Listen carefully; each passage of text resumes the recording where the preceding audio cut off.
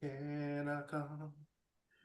Here we are again on this beautiful Monday, or in our style, on a Sunday night. Welcome to Good Earners Reviewing the Sopranos. Here on Good Earners, we like to talk about family, finessing, finances, and feelings in the world of Tony Soprano, bringing you a new perspective, a fly perspective, and a black perspective. To the supporters of ours, we know that sometimes you want to email. Let's just say that you forget to email us over and over. I mean, don't you love us? Spike, Rich, what's up with y'all, man? I don't know if that one made it. Oh, yeah? Yeah. Hey man, that sounded I don't like know you if don't that got one the. had them. That one Cedric, sounds Makings of a that, I was going about to that, go There it is. yeah, there it is. See, man. there it is. See, You ain't that's got the setup. makings of a varsity podcaster, man. Damn, That's not true. That That's is not true. crazy. You should have just went with it. Me and Spike was on the same page. There you go. See, that was a setup. You see? How y'all doing though? Doing all right, man. Man, Speaking of setups, I figured out why my cold open was a week early. So if y'all remember episode 2 of season 5, I used my cold open was something that happened in this episode. When was it Lorraine? What's her name? Lorraine? Yeah. The lady shout out. The reason I did it is because when you look at the Max cover photo for this episode, it's of episode 2. It's not from anything from this episode. The what? So you know how you click on Max and you go to the episodes, right? Mm-hmm. Well, when you go to season 5, episode 3, it's the still photo is of Johnny and Carmine. Oh, bro, I was tripping about that too. That threw me off. I had to ask. I asked Mo. I was like, "What episode are we on?" So I asked you Thursday. Off. Remember? Yeah, that's what threw me off. And I looked again. I'm like, because even when I was prepping, I'm like, damn, am I on the right episode? Didn't we do this last week? I thought the same thing, and didn't even occur to me like you just said it. But yeah, that confused me as well. So if you go back to episode 2, the cold open I have for that applies to this episode. So just imagine I said it today. Man, but it's good to be back here. Of course, before we get into the review of this episode today, we got to always acknowledge the supporters of ours. So I'm excited because we're still getting good feedback and people are still enjoying the show. So let's start with our guy, Chris Falone, first. He responded and he says that he says the back of the Bing was an excellent. He says, and I think that was the best one ever. I mean, nice. Boy, that was hella gas right there. I was like, I was like, really? And he was just like, yeah, man. He just like the timing of it was perfect. You know, he says that the series really does take a turning point. Season 1 through 4 is a dramedy, and then 5, 6, A and B are way darker. And just watching the relapse of Chris and Aid, things that happen with Aid, and so on and so forth. So I don't spoil this, and then shouts out to him, man. He said, man, I hit my boss the other day with a spike glue. Stop playing with me. I said, what? Bro, he said, I said, what do you mean? He's like, man, he said, dude had me out here like doing some other stuff I ain't supposed to be doing. It's like, bro, this is an extra gig. I'll walk out of here. And I guess he said that like our show gets him through. He works the graveyard shift. So I was like, oh man, I've done it. So man, shouts out to Chris Falone, our Italian connection. Shout out to the overnight workers holding. Man, Chris Falone, my God, the overnight workers, man. I tried it once. I tried it before once. I think I lasted 2 or 3 weeks, bro. Yeah, I was about that. Yep, about 2-3 weeks. Oh, I was like, bro. That's the most depressing. I was definitely Tony Soprano depressed. You're right. That's it. That's the exact word for it. Depressing. Because especially when you got to go to your regular job, bro. Yeah, and if you got another job, oh my God. Or even if you don't, nigga, you got to sleep. Like you getting off in the daytime, like 6 in the morning. I ain't trying to make Chris Falone depressed, but yeah, like shout out to you, bro. Shout out to him. It's just everything's on a countdown when you work thirds. Like you always are counting down. The clock. Y'all remember? This is jumping ahead. It's got to be this season. Is it this season or early next? It's next season. It's next season, season 6. Y'all remember when Vito was doing? Vito he went away from Jersey. I'm not gonna spoil it. If you haven't watched it, Vito went away from Jersey. Remember, he had that little side gig working in that woman's barn. Yeah. And there was a scene where he was like trying to talk himself into what time it was. Like, don't look at the clock. Yeah. All right, it's got to be this time. And it's like, that's exactly how it is working Thursday. Yes. Yes. Bro. Yeah, bro. I use that clip all the time. That's how it is when you go to jail. Hopefully nobody's been to jail, but if you go to jail, time moves the slowest ever. Bro, don't nobody want to go to jail in Mexico. You been to jail in Mexico? It's a movie reference. Oh shit! I was gonna say, God damn, bro, that's another. It's a movie reference, y'all. It's a joke. Speaking of jail time different. Yeah, real different. Goodness gracious. We go to our email of ours. I think it says. Oh, hold on, real quick. I'm sorry, Mo. Yes. Since we just spoke about it, for those of you who did not listen to the back of the big episode, if you plan on doing it, just a quick reminder: it is a spoiler episode. So there will be spoilers in that episode. I know we try not to do it on everything else, but that one is spoilers. Just want to give y'all the heads up. Yeah, I agree with Christopher Long too. That's probably one of the best episodes that's been done of that. Y'all brothers did a great job, man. Fantastic job. I texted you and said that. Yeah, you did. You did. It's appreciated because especially that's something I just woke up and was like, hey man, let's do this. Yeah, it's crazy. Like I was like, oh man, at that time now, it wasn't even no thought put into what we were going to talk about. Yeah, it was very entertaining as a Sopranos fan. So. I look forward to a lot of stuff that we haven't gotten to that. You look forward to. We'll do that. We'll have so much more open dialogue throughout once we get done with the actual series. That it'd be many more of styles like that. So I definitely look forward to it. I respect your commitment to continuing to find shirts for this show, Mo. I see what you're doing. What do you I respect the commitment, though. I respect it. I do. I appreciate it. For the YouTubers, they know. For people that are listening, they never probably know. Like, but I normally try to wear a suit and tie and stuff like that. Get into character. That was the original goal, right? For everybody, you wanted everybody. Of course, I knew quickly. I floated that out there. You know, I did. I was like, I mean, y'all could have gave me polo. Y'all could have gave me some polos. Like, come on, y'all could have. Come on. Or tracksuit. I would have gave you the tracksuit. You said pull up. I said, or the tracksuit. Now we are. Right. Or just keep doing what you've already been doing for 50-something episodes. Exactly. Nah, but the first email of ours, it says Amaker, if I'm saying that correct. It says, "What up, good earners? I'm an avid podcast listener and have curated a core list of my favorite 5 to 10 podcasts over the last 10 to 12 years. About 2 months ago, I discovered your podcast from one of the other podcasts I was trying out. Someone mentioned, 'What's so special about you?' And I immediately could see Livia's face, or should I say Lydia. Boy, Spike, they would never let you live that down. I'd be surprised people still be going, because I say, if they hear us, they like, oh, these niggas don't know this show. He said Lydia. And Mo would never fail to correct me. Bro, he would never let it ride. He would never let it just be like, you know what he talking like, about. This is not how we coming out. This that ain't her name, bro. But yo, I love it because he's the second person that brought up, maybe the third, but I love that they, since that, it kind of worked that as like a humor thing. But he says, there was no context and it was a quick transition in the dialogue / topics of that podcast.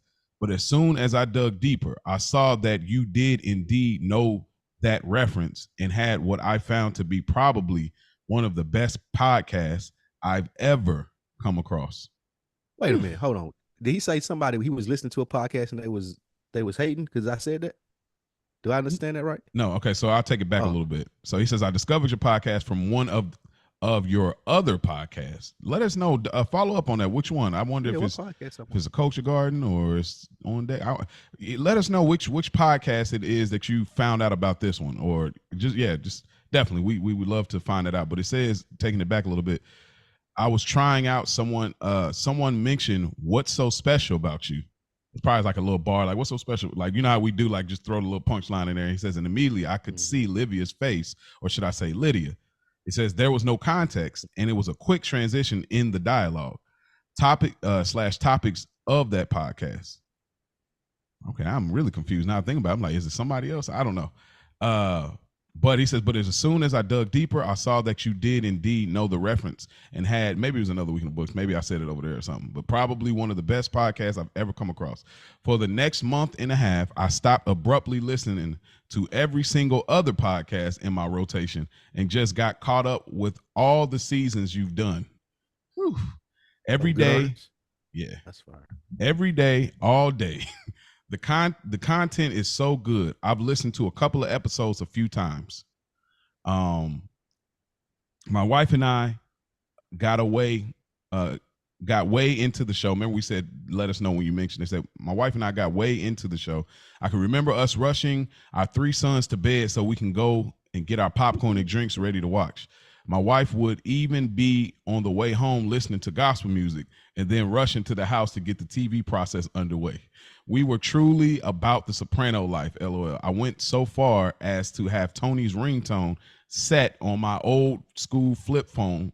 So whenever I was in line in the grocery store, my phone went off and I would get a nod of respect from the other fans of the show.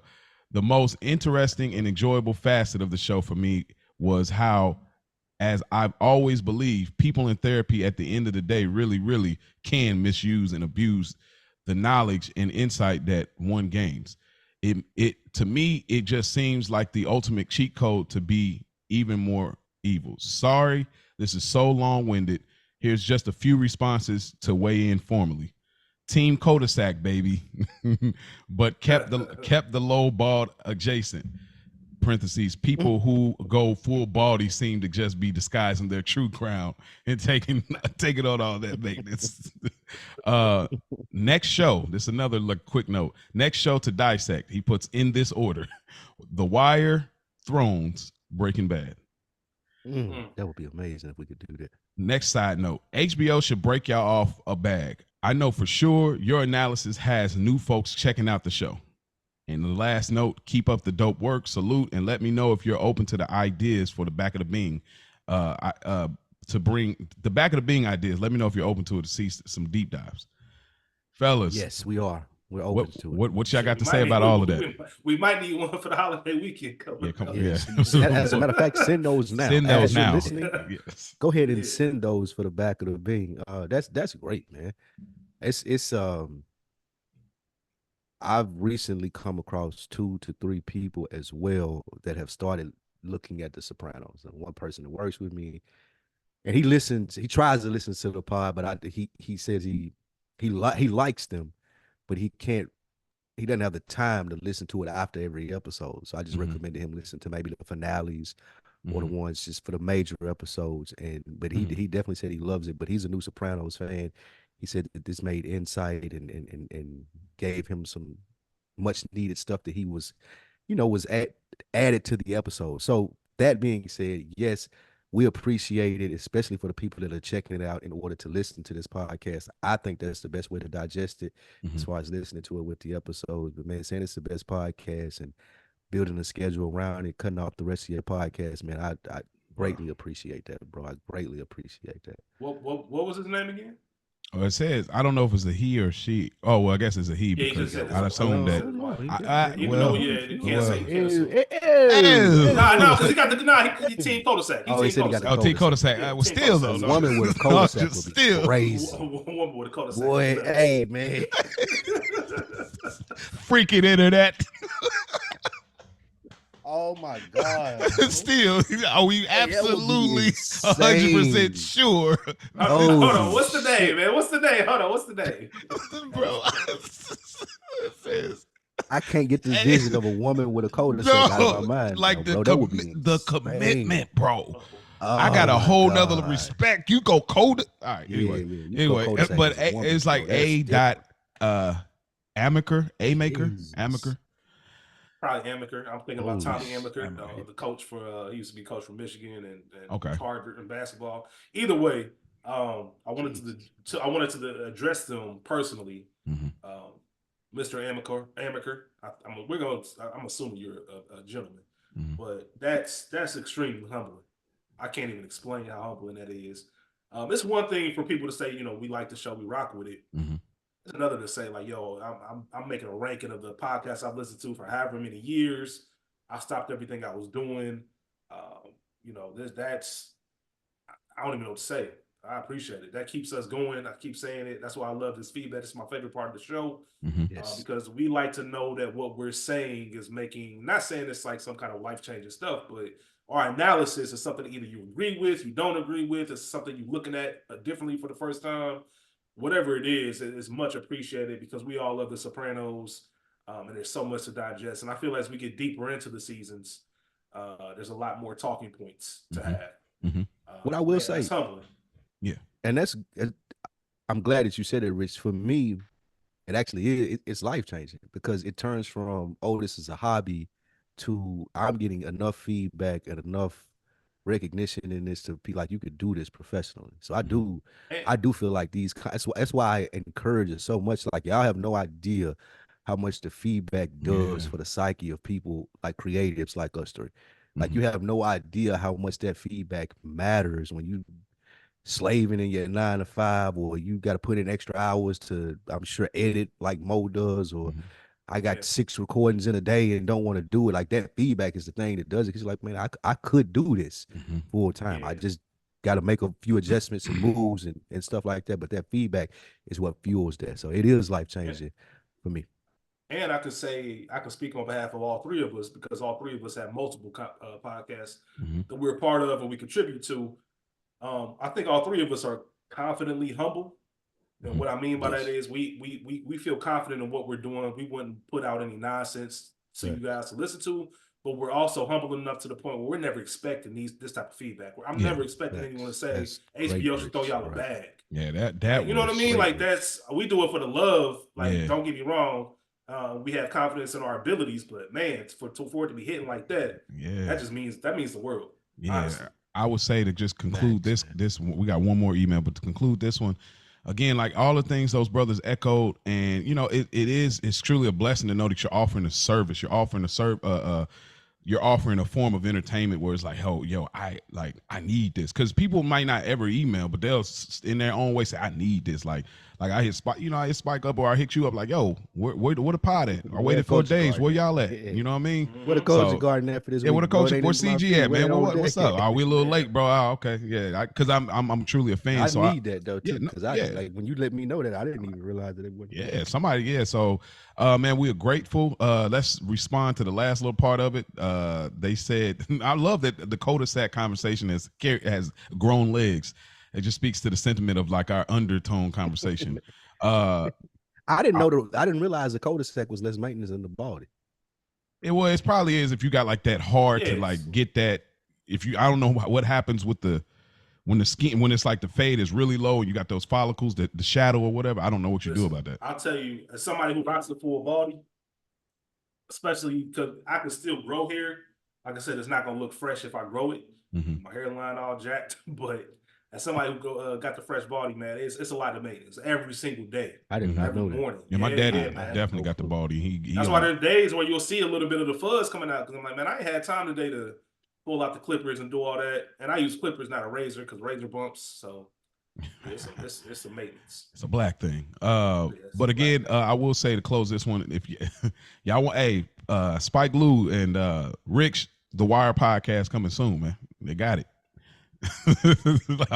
You wouldn't be a part of that? I'm not doing The Wire, bro.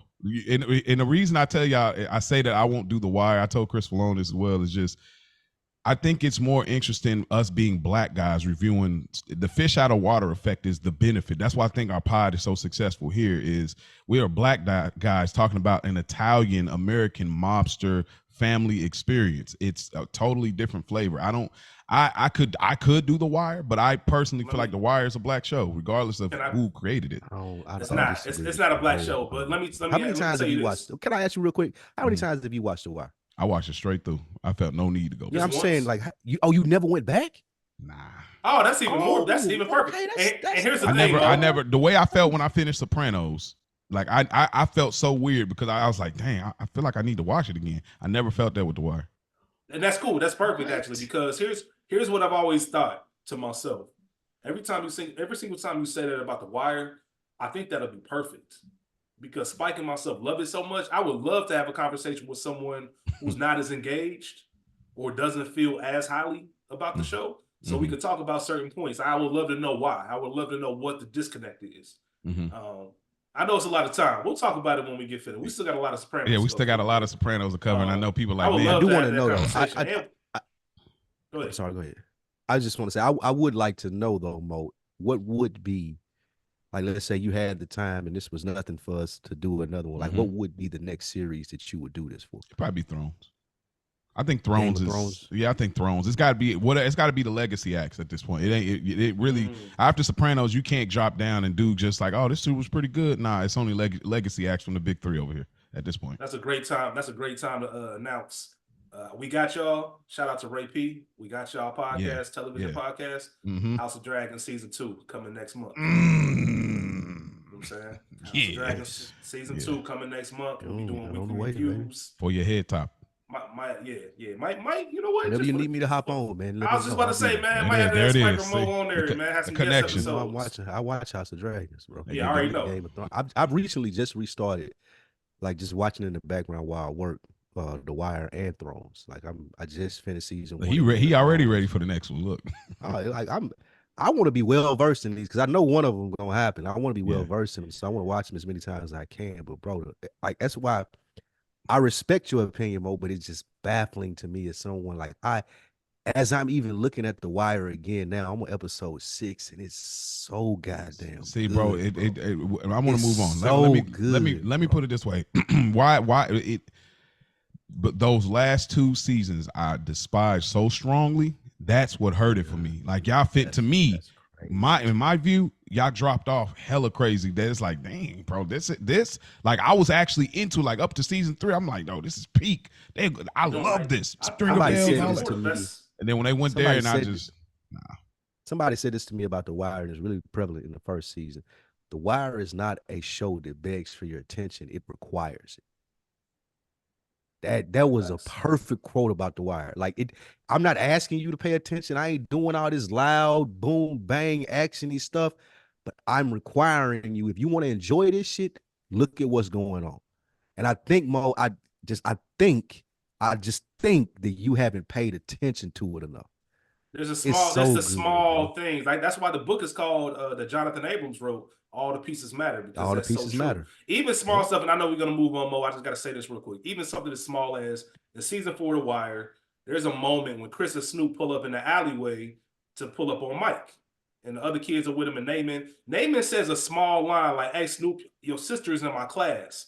And Snoop said, "You hide something?" And 3 episodes later, there's a little girl in the front of the class that looks just like Snoop. They never mention it. They never say anything about it. It's just one of those little small details where this nigga told her, "Your sister in my class," and then all of a sudden you see this little girl. She has no speaking lines. You never see her again. But the shit like that is what make that show brilliant to me. On top of other things, but yeah, go ahead.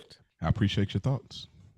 You would do a Game of Thrones. Would either one of you brothers ever consider Breaking Bad? If y'all would, I'll do whatever with the both of y'all. Pause. So our next email, Reagan Tinsley. She says, "Oh man, this is dope. First time Sopranos watcher is the subject." Oh, I love it. She says, "Hi, good earners. I'm a 48-year-old white woman from Cincinnati, Ohio." Oh, let's go. Yeah. She said, "I just watched The Sopranos for the first time this past winter. I never listened to anything Sopranos related until I found your podcast. I look forward to laughing out loud with you every week. I enjoy your commentary, perspectives, and those who email you as well. I never liked Tony, and he simply disgusted me, but listening to your pod has made me better understand his character. Also, please do Game of Thrones next. Thank you for doing what you're doing." It sounds like Thrones got Reagan. It sounds niggas like on the throne coming soon. Oh my God! After the hey, yo! Shout out to our white listeners. Shout out to the Snow Bunny dog.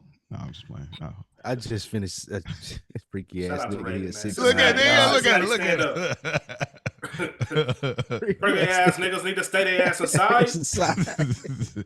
Nah, but Reagan, we really appreciate you. I'm glad that you did bring up race in this because it does make a difference to us being three black guys. Like having a black perspective is different, man. Yep, it's a different flavor for sure. And you chose us out of the many other podcasts. There's tons of Sopranos podcasts. I probably at least say 12 to 15 in my estimation. It's probably more than that. It's probably more than that, like us that are not officially pods, but like truly we thank you for that. I'm glad that you chose us as your companion to the show. Hopefully you can continue to enjoy it, and we keep giving y'all some dope breakdowns. So we really appreciate that, Reagan. Keep writing in too, Reagan. I love to like know more about it as you get into it. Like keep writing in, please. Your experience. Absolutely. Everybody out there. Like we love it. I love hearing about this. Yeah, me too. Would you brothers do Lost?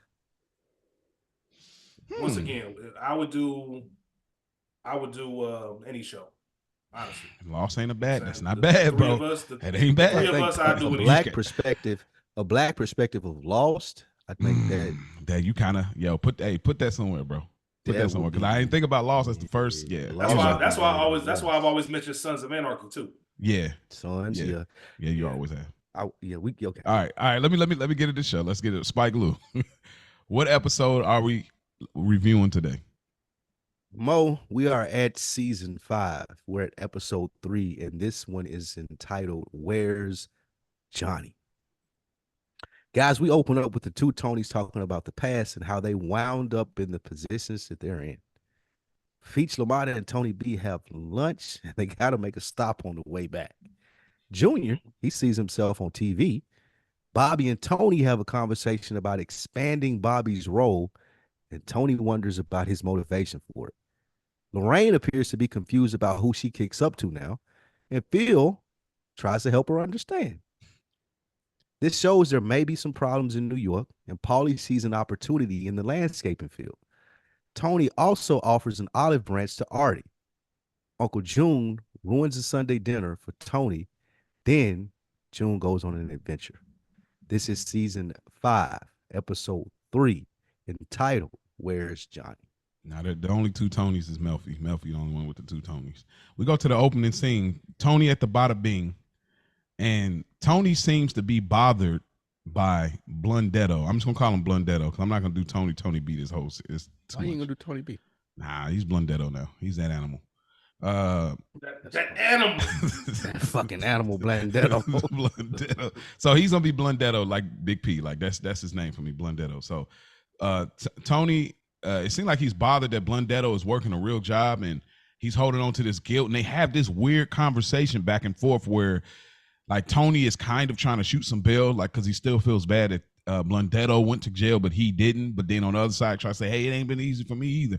What is the angle? What's the approach or even the feeling that Tony's having in this opening scene right here?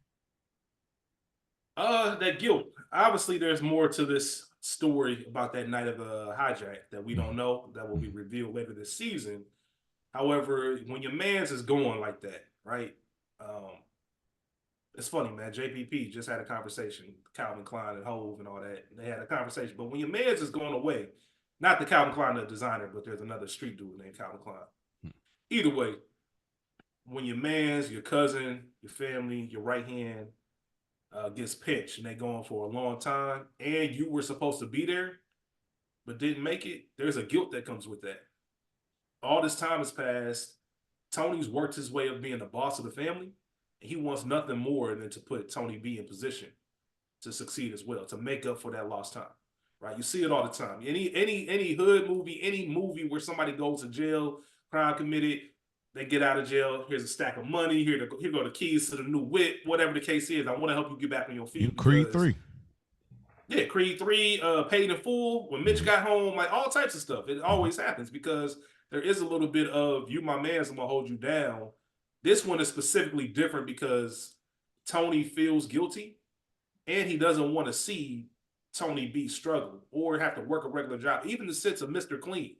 Like Mr. Clean because you cleaning linen and Mr. Clean because you trying to walk the straight and narrow. Mm-hmm. Like I've worked all this time. I was anticipating for you to come home and for you to be right by me and for us to run these numbers up. And now you got a whole new ball plan or game plan. And I can't see myself adjusting to that. That's not how I envisioned this for the past 15 years. Mm-hmm. So it's a little bit difficult to kind of get into it. But the main thing is, as we know, Tony, there's other things that happened that night, and Tony feels real bad about it. It's that survivor's guilt, man. Really early for a cross reference, but I'm going to go ahead and drop it. It's a scene on a roof with Avon and Stringer. Avon, with Stringer tell like, bro, we don't got a dream no more. Mm-hmm. Like all of this shit is at our fingertips now. And that's what I feel like Tony is telling him. Like, bro, I can put you in a position to do whatever you want. all that shit that we talked about before you went to jail, like the shit that you were striving for. I'm in a position to do any of those things for you. My nigga, you running around picking up dry cleaning. Like, bro, that hurts my soul. I felt Tony on this, even though he was coming off kind of condescending, even though he was coming off in the sense of I really want you to know that. Of course, we'll find out later what happened on that night, but I feel bad about that, and I want it to be my personal thing to make sure that you set up straight, and you're rejecting it, and that hurts. I've seen it happen in real life. So yeah, I get Tony. Like, Tony is, like y'all said, he's turning into the villain in the Back of the Bean episode. This was one of the worst Tony episodes as far as the last episode, just as far as being a fan of him, because of how petty he's been acting like the first couple of episodes here. But this was one of the moments that I did feel him and was like, bro, I'm here. I'm in a position to give you whatever you want, and you acting like a poo putt. You out here selling badminton nets, and we ain't got no yard. Bro, you selling sausage samples. Shouts out to sausage Angie. samples is crazy. Man, we still, that callback is still there. We go to the next thing is Blundetto and Feech. And again, the underminingness of Feech La Manna. He says the boy king. So disrespectful. But Feech got the drop caddy. Come on. No, hey, that caddy was nice though. Like, and it's funny, like, Feech was like, you know, you keep hanging with me and you'll get more lunches like that. Much like it's every day. Yo, Feech is getting it all, hey, bro. Feech ain't playing with these dudes, man. Nah, Feech bro. out here. Feech is like, bro, drop top old school. Like, man, stop playing with me, bro. Tony who? Yeah. Like you knew Feech was gonna be a problem in this scene, right? Yeah. Yep. Oh, there's a few scenes, a few little nuggets that I say, oh, Feech Feech ain't playing with these niggas. Dropped that bag off. He gave him an envelope, like he kind of stepped on Tony's kind of like, here, bro. Yeah. Who is Tony? Tony who? The little boy, the little chubby kid. Even right here, like the little fat dude. You don't even, like, come on, bro. What we doing? That's crazy. But what do y'all think about this whole scene? Feech, they riding around, he's having a conversation with him, and then all of a sudden, Feech sees Sal Vitro, their landscaping company, and they're cutting in the area that he once, ran at one point, and they've been doing it for 26 years, and he got a problem with it. He go in there, he immediately start working niggas. He didn't run it though. Like, Sal didn't run it. This is like, it's just, well, I said for 26 years. Well, our Feech was gone. Yeah, but I guess. Oh, you mean ran it before he went in jail? That's all. The only reason that I wasn't trying to correct you there, like you were wrong, but the only reason that I say that is to show the brilliance of this show. And when opportunities present themselves, like, there's this thing about how they make money, right? And we're getting to see, one of the reasons I love this episode, we're getting to see in real time how I create rackets with Paulie and with Feech. Like, Feech sees, all right, nigga, I can take over this neighborhood. My nephew cut grass. Like, we taking all this. Who is this dude, Sal Vitro? Like, who are you connected to, bro? We getting you out of here. And that's one of the ways or the avenues when people be like, well, how do mobsters make money outside of, like, maybe selling drugs or extorting people? This is one of the ways, bro. Like, you got this little grass cutting business going on. You a square. You ain't really in the life to win. You ain't got no protection. Are you out of here, bro? I'm getting my people in here and I'm taking 10% off the top. And we running this. It's like Monopoly. Yeah, you out of here. Yeah, I love this. That's the one point I was gonna pull up, Spike, is ain't no you owe me $10 and you giving me 9. I want all 10. And I want something on top of that. Like that, this was the reason this scene is so beautiful, because it was completely unnecessary. They could have went and gone about their day. This was not needed, but the mindset, like you said, is it this episode or next? No, it's already happened. We already do it. Yeah, it's a mindset. Yeah. Here's an opportunity to make more bread. I know somebody that can cut these yards. I'm gonna get them in here, and it solidifies Feech as your Richie Aprile, Ralph Cifaretto. He is the new version of that. Yeah. All right. The strongly solidifies it. He's not to be played with. This scene right now, man, beating up Sal, or not Sal. What's his name? Sal. Yeah, Sal Vitro. Yeah. But I mean, this shows like I'm a shark, bro. This is how you have to make it in this world. Everything out there that can be eaten, I'm gonna eat it. I'm a shark, bro. It ain't no, I'm gonna let him slide because he been here 20. Like, bro, I don't give a fuck how long you been cutting this grass. My nephew can do it, and he gonna give me a kickback. You out of here. I'm a shark. I'm eating everything in my way. Yeah, you're not mobbed up out here. Watch out tell me to fuck off. Like, watch bro, that was one of my problems. Sal Vitro, you talking crazy. Like, you know, when you having a human interaction with somebody, you got to be very careful how you talk to somebody because it can go up quickly and you was not ready to throw. Like, you wasn't ready to throw at all, brother. Like, you didn't have hands up. You didn't have, bro, you wasn't ready at all. And he starts immediately working Sal Vitro. Then the most egregious part of it, after he starts clocking him, this man grabs him by his joint and his chest and drags him a little bit over to the concrete and steps on his man's wrist, bro. Like, this is beautiful. Man. This is beautiful in the sense of what the show is about. Like, Feech is old school, bro. Mm-hmm. Like, Sal Vitro, like you just said, Mo, he's from a generation where you can talk to people like that. Mm-hmm. Like when Feech was coming up, telling him fuck off, or any random person who had the audacity to come up to you and question what you was doing in your day-to-day, like it would register. Oh, he might be affiliated, he mob, like all of that shit is past now. Oh, and that speaks to what this show is about. That speaks to that being at the end of things, like we always talk about. Like, Sal Vitro don't know nothing about. This is a mob neighborhood. Like, this motherfucker might be affiliated. He think, oh man, fuck off, man. Who are you? He saw an old dude with white hair. Yeah, like, I don't give a fuck about you. Mm-hmm. And then he showed him, like, nah, bro, it's still mob rules, bro. I'm from the old school, Janice. I'm from the old school. Yo, Feech, now you walking around with a broke arm, bro, just because you don't know how to. Bro, Feech is a wild boy, man. He's a wild senior citizen. My favorite part about this whole scene was Tony B. Like, so he the way he looks to the side, like, I know this motherfucker ain't just. Bro, and we all been there where, you know, you with a friend that you know they always, you like, bro, I'm gonna kick it with you. Please, don't start being on that extra stuff, bro. Like, we chilling, we good, you good, we kicking it. You see it building up. Oh, you see the extra shit, and you like, see, this is exactly why I don't hate with you. My ass at home, man. This is why I should have. Because Blundetto is like, bro, I'm trying to get back from my lunch break. Like, nigga, like, you took, like, I'm a square dude. I'm a 9 to 5. I gotta get back. I'm already 35 minutes now. Appreciate the steak and all, but damn. Yeah, but bro, I gotta get back and get this laundry, dog.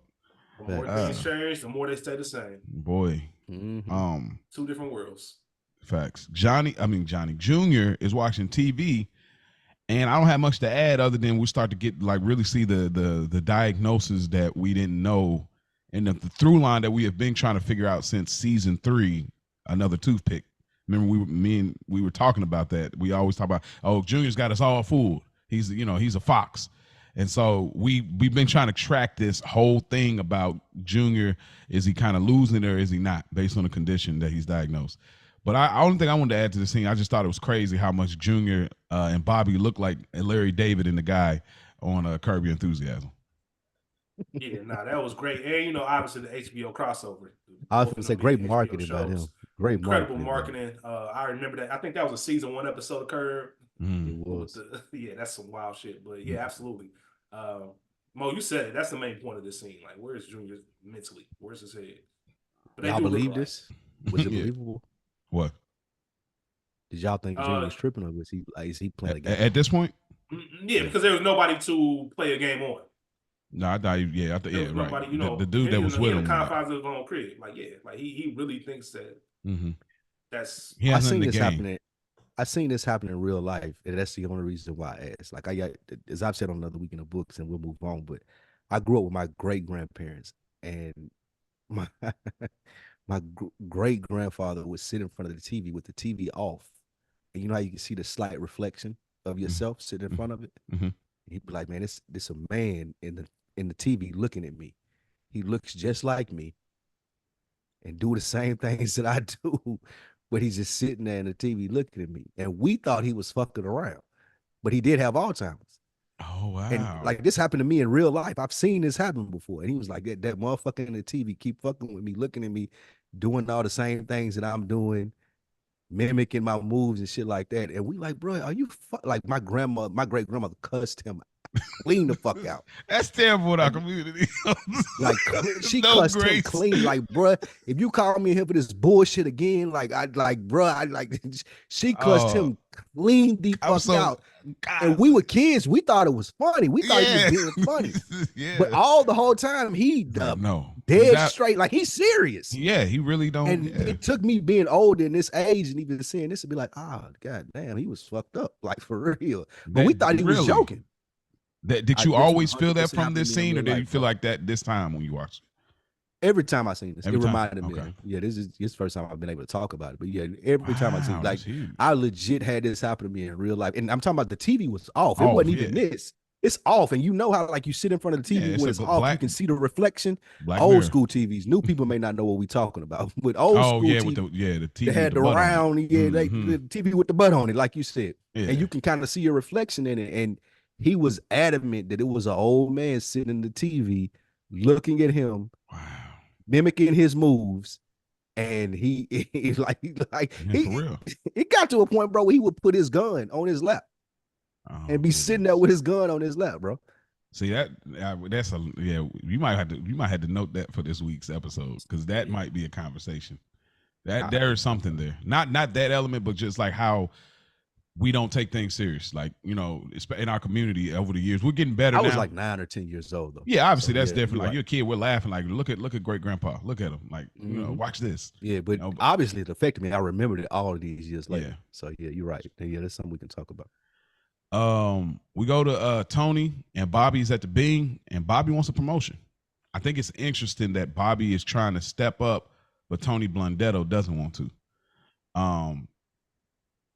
I asked y'all I throw the ball in your court, Rich. What did you think about this scene? Just, you know, Bobby being a stand-up dude that Spike Lee loves to call him, Big Bobby. He's, you know, stepping to him on business. What did you think about this scene? So you get it. We meet Bobby in season 2. To the victor goes the spoils. Like Bobby was almost like a cartoon character when we first met him. For sure. And to see his progression on where he is now, you understand, like, all right, Bobby's outgrown, in a sense, being Junior's driver. You know, there's more to it than this. Like, I'm married to your sister now. Not saying that that's what exactly, like, that means that I should deserve more. But as a character and as a person, I've outgrown this. I can do more. I can contribute more. And I need more bread. Like, it's plain and simple. I can't make as much money as I need to if I'm in Rite Aid for 40 minutes trying to get some stool softener for Junior. Like, I'm coming to you because, and that's the thing you can respect about this. Most jobs, most careers, they're stepping stones. There's things that you strive for. This is a great look at how do you get promoted in this business? Like, if you're part of this thing, how do you get promoted? What's the next steps? How do I work my way towards that?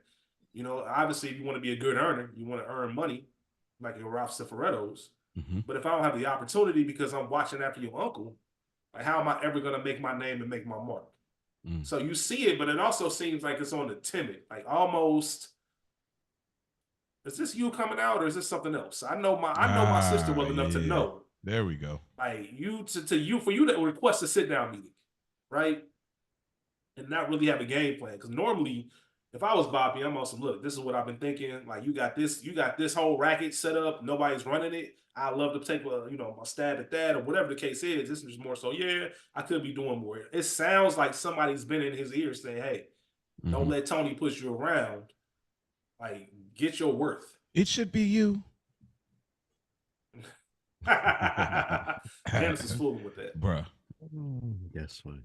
That's what say you, Spike?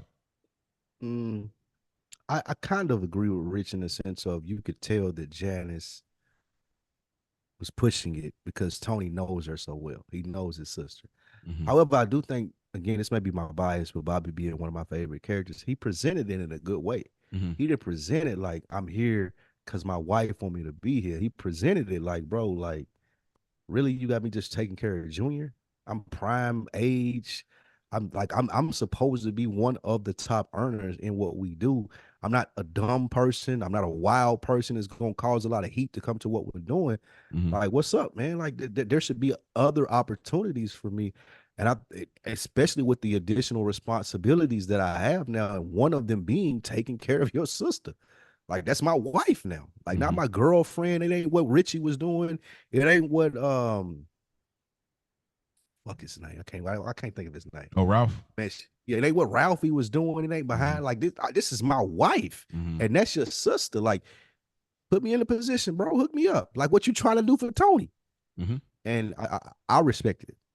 Yeah, I did too. Just to add to that last little bit of it, I found it interesting that it's because it almost makes you wonder, like when Bobby asked him, what if Tony said, hey, okay, I want you to get active. Like, I want you to get active, where it's like, hey, you know, because we've seen like there's been some remnants, like when he threatened a juror, you know, on Junior's case, like he threatened him, like he did the whole like, you know, the crazy shots here, you know, that whole like that he kind of got that off. You know, of course, the Quasimodo conversation just kind of giving him that nod, like, hey, you about to be moving up. But it's interesting. You know what? I felt like I said, why wouldn't Tony just have Blundetto take over Bobby's spot for Uncle Junior? I think he mentioned it, and I was going to mention this about this scene, the decisions that Tony has to make, because it's not always about who gets knocked off, who gets what. It's more so like, all right, how do I take care of my people? How do I make sure my man's is right? Because I think we all know Bobby is overqualified to be looking after Junior, but he also said, look, you're the only one I trust with Junior. Like, honestly, you're the only one that I could trust hanging over there with my uncle. Like, Junior's still a heavy player in this family. I need him looked after while he's on, you know, house arrest and all that kind of good stuff. But I think that's the reason why. I think he couldn't trust anybody. He couldn't trust Tony B with Junior. And I guess I'll elaborate a little bit more when we get to Janice. I'll elaborate a little bit more as far as like. That's a good point. I've never thought about that, Mo. That would have been that would have been a solid. Yeah, mate. And I think there's a corporate legitimate way to say, oh, you're his caretaker, you're on a payroll. That's his uncle, right? Like, you know, that's just the other side of the family. But like, yeah, there you go. Which obviously it makes it more interesting not to have him there. But just us looking at it from this view, it's like, yo, put Blundetto over there, move Bobby around to what you wanted Blundetto to do. So, but yeah. And he didn't respect Bobby as much as he did Tony. So I don't even know if I want to give the same opportunities to Bobby that I'm willing to give my cousin. I think that was part of it too. That's true. Yeah. So yeah. Man, teach your mans how to squabble.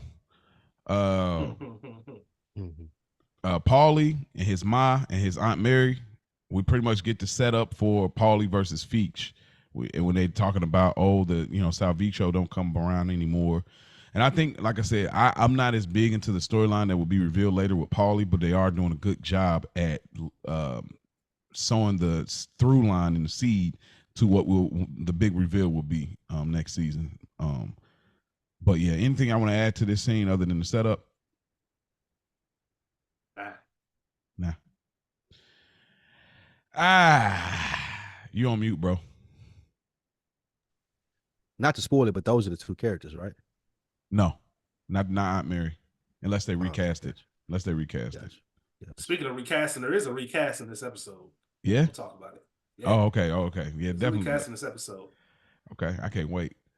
I love how Paulie's seen the opportunity here. Yeah. Going back to the whole Feech thing, like how we make money. Like, I love that they so subtly showed how this was Paulie looking at this like, okay, shit, this way I can slide in here. You know what I was thinking about? I'm glad you said that, Spike. You know what I was thinking about? I don't know if the show did this intentionally. I wouldn't be surprised if they did because they're genius writers. You could tell Paulie was really reading The Art of War by Sun Tzu. This is some Art of War shit. The moves that he pulls. That's good, Rich. The moves that he pulls in this episode and the way he's able to kind of collect from all sides, that's genius level. It's not really. And it was so subtle. They never said it. Like, even the settlement that Tony agreed to, all of that stuff. I took mine off the top. Like, I'm eating off this regardless, as far as however the situation goes. That's great.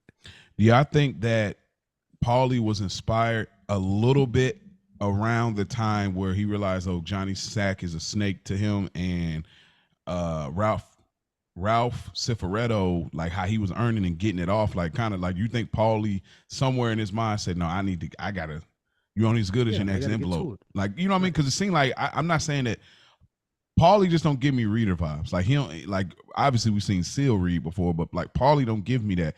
So I'm just trying to kind of gather the. Well, remember remember he said when they was at the Bing, he said, "I've been reading." Well, yeah. Sun Tzu. Yeah, I remember that, but I'm just trying to figure out the inspiration of him reading, because Paulie just seemed like a dude that like, hey, back in the day they told me. Why did he even pick up? Like why did he even pick up? Why? Because I mean, again, Sil would be the one to read, but like Paulie is just like a dude that just like, I don't know, but he's just not gonna. So I was wondering, like, did Ralph Cifaretto play any part in that, and even maybe the Johnny Sack, heel turn on him, where he's like, okay, I need to figure out how to make get this thing together. Which it makes a difference, because I think what y'all just said is a super Easter egg for the end of the series. Reading that, Art of War. Yeah, you talking about like the very, very end, like the last proposition he was presented with? Yeah. Yeah, I mean, that's a great question. That's one it's a deep theory that I believe is actually the truth, and that's why I think that's very perfect. Yeah. Yeah, that question is great, Mo, because I don't know. You're right. He does not strike me as a reader, like somebody who reads books on his spare time. Mm-hmm. So what triggered that and what sparked that is a great question. I'm not sure. Maybe one of our listeners can help us out. Yeah, that'd be dope. But he do drop nuggets like he is well informed though. Like even with the Tony picture, we got into that already. Yeah, like the Tony picture and him being dressed like Napoleon and what him knowing who that is. Yeah, like Napoleon, I think he does drop stuff that lets you know that he's. But I think I won't say well read. You think that's like? I think life. I think Paulie's he's lived a lot. Yeah. Because even, Mo, you referenced later on, like even in season 6, as we get towards the end, like Paulie's reservations, like, look, man, I survived the Colombo War by the skin of my balls. Mm-hmm. Like there's certain things that happened throughout his life where he picked up those lessons from. And I don't know how much reading he actually does. Mm-hmm. It's interesting though. Hey, Thone, remember that time we had those lures?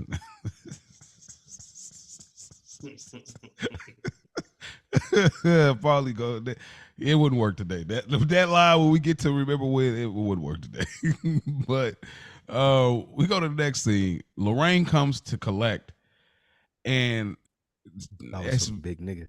Oh man, if I was some big nigga, like I don't know if I should be complimented on that, or like I don't know what I'm supposed to feel like. Is that like a compliment to say, "Oh, niggas really get y'all scared for real," or is it like I don't know? I get what she was saying. I'm just trying to figure out how I should take it. Like I'm not offended. I'm just trying to figure out, is that a good thing or not? Anyways, but it shows you a lot about her operating style. I tell you that. Okay. Yeah. Well, we find out that she's self-conscious about being a woman in this world. Oh, and we find out like, oh, she's like really terrible. Like Johnny Sack. I don't think I ever caught this detail until when we get to Johnny Sack and Tony scene about how she's been operating. Well, we're gonna find out. I can just say it anyway, but like we find out that Lorraine she'll be whacking people over whatever, any kind of whatever. She's whacked a lot of people, based on what Johnny Sack said. That's why he's like, F her, let her take a piece of her own medicine. A dose of her own medicine. That's why he's like, cause she whacked this person for this, whacked this person for that. So I was like, oh, so she's not really this like, oh, charming, but I'm this lady Shylock, and you know what time it is. No, she really like get to it for real. Probably overcompensating being amongst the men in this world. But what did y'all gather from this scene? This is obviously, Rich, we know this is the reference, but what do y'all gather from this scene with our man Big Phil Leotardo, man? Come on. I think you bring up a good point there, and a lot of the fears that misogynistic men have about women in leadership, that they played into that in the sense of, oh, she's whacking everybody. Like one of the reasons Hillary Clinton wasn't elected president, people thought that she would be too emotional in her decision making, and I think Johnny alluded to that later, as far as women being more emotional in this business than we are, and her whacking a lot more people. So that was a good nugget to bring up as far as later on down the line. In this scene, just like y'all said on Back of the Meme, one of the best intro scenes ever, bro. Yeah, we met him at the funeral. We didn't really know he was just telling a joke, but the whole cock-sucking line and what am I asking you for? You probably showed her how to do it. Man. Shooting through the phone book. Just let you know that, like, okay, I'm interested in Phil Leotardo. Who is this dude? Who is this motherfucker right here that shoots through the phone book and gets to the S's and tell her ain't gonna be no next time? Like, yes, this is another character in this world that I'm a hype for. one of my favorite Soprano scenes. I might as well say it now. It's my favorite scene of the episode. Just let you know exactly who Phil is. Not only just the intimidation factor, there's some smarts that go to this. He knew, I'm not coming here to kill her. I'm gonna scare her shitless. I'm gonna let her know. First of all, we've already warned you 2 times. It's probably 2 more times than what we normally try to. I know the thickness of this phone book and the gun that I'm carrying, the caliber, is not gonna get through here. Right? I know this isn't gonna kill her. So there's even the smarts to have that. Like, all right, man, let me make sure I'm gonna play this intimidation factor all the way to the max. This woman said, "I'll suck your cock, all of you." And like you said, his response, like, "You'll suck our cocks." Like, hold on, you supposed to be some big bad gangster in this world. Like, you automatically giving it up. And you said all of us. And of course, the humor of it, like, she any good? What am I asking you for? You probably top. Probably showed her how to do it. Yeah, next time there'll be no next time. There'll be no next time. And it goes. I was gonna say, you just know there's certain people, whether it's life, whether it's television, that motherfucker ain't playing. Like I believe him. Like I believe him, and this scene is everything you need to know, and it's so on brand as you continue to grow with Phil Leotardo. This is so on brand with who he is. Everything that about this character is displayed in this scene. That's why it was never a problem as someone who watches The Sopranos for us to take Phil seriously. Yeah. There was never a question with like, oh yeah, why he that gangster? What? This first scene, like you got a bitch that's running whatever facet of the mob that she's running. She thoroughly believes that, this is Phil. Like this ain't just some random, like he's going to kill me if I ain't do what he say. I'm willing to risk sucking everybody dick in the crew. To make sure that I get out of this. And it was brilliant, I feel like, by The Sopranos to show like the presence of who a Phil Leotardo is. And I love another scene that we see later with him and Tony, as far as like, I know him, but I don't fuck him. Like it shows Tony's arrogance towards him when he we'll get into that when it gets to it. But I love how they introduced him and set his presence as a character. That was brilliant. I love the whole I was just thinking about you, those Islander tickets, and he's like, how about this humidity? It's always a joke. It's always a running joke. Like whenever somebody bring up the weather. We bring up weather, exactly. Yeah, like, man, you about to be on some bullshit. But another part of this scene that I've never heard anyone really talk about is the Lorraine aspect of it, and the fact that she's terrible for business. She's terrible for business. In this world, you got to stand on everything. If you immediately, because of the presence of Phil, and you about to lose your life, if you immediately start offering off head and all types of stuff, like what else are you gonna offer if the feds pull up on you? When shit really hits the fans, can you be trusted? That's the first thing I probably would have reported back to Johnny Sack. Like, yo, we might need to clip her just because. Yeah, that's true. She folded off of this. And to your point, Rich, the brilliance of when I'm going to do this. I could have did this anywhere. I could have picked you up off the street, told you to follow. Like you still have the trust in me to think that I fuck with you. So I could have met you somewhere and did this. I'm going to do this in front of one of your pickups to let them know it ain't even safe to you to be paying her. Like if she come asking you for money later, you need to be calling me. Like you see how I just had her in your spot right here. Like don't like it was brilliant in the far of it's the long run of Phil's character. Yeah, her chain is fire too. I don't know if y'all see that chain, but that chain is heat. Like what kind of talk if you Jason, what kind of talk you having with her in the car? Like you talking about the love of her life? Yeah, you really just about to give all 3 of them next just because. Man. That's because that's how we moving now.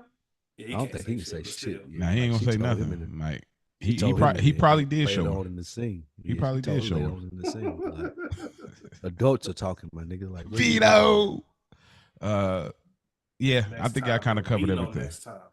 Yeah, but yeah, Phil Leotardo, man, I like you said, that was probably my favorite part of it. Just like on those Islanders tickets, and it was just like, oh, and the weather's good, clack, like bro, like we're not doing that, like, but yeah, Phil Leotardo, man. Oh look, Joey, it only made it to the R's, right? We go to the next scene. There's a sit down at Junior's attorney's office.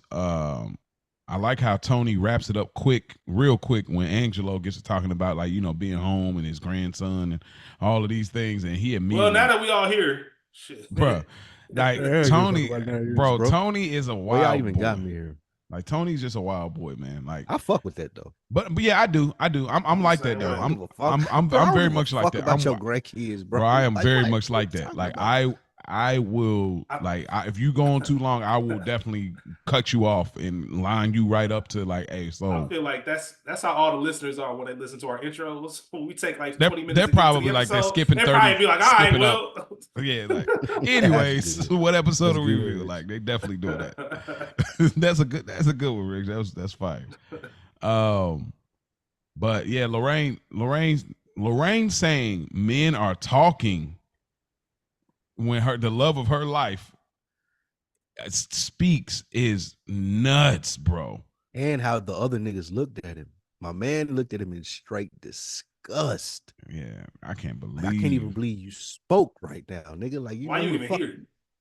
Oh my god! So reference something else in this episode. I remember when you used to stay in the car. I remember when you used to sit in the fucking car. Yeah, we've been waiting. That's one of my favorite lines out of this whole series. As far as I'm concerned, you should still be there. Still stay there. Everybody got the opinion. I got that wrote on my notes. All right, dog. I can't wait to. I imagine that's in the running for best line of the episode for sure. Oh man, I can't wait. But we find out that Angelo was Carmine's consigliere before he went in. That was a good little nugget right there. 20 years. What do you think about Tony's concept for a big three for the Carmine family? Angelo, Johnny Sack. Johnny Sack said, "Fuck the big three." It's just big me. It's big me. That's what he said. Come on, where y'all go get these tie-ins, man? Y'all ain't gonna get cultural references this close like that. I think this is Tony you're doing too much. Tony's doing too much? Absolutely. Okay.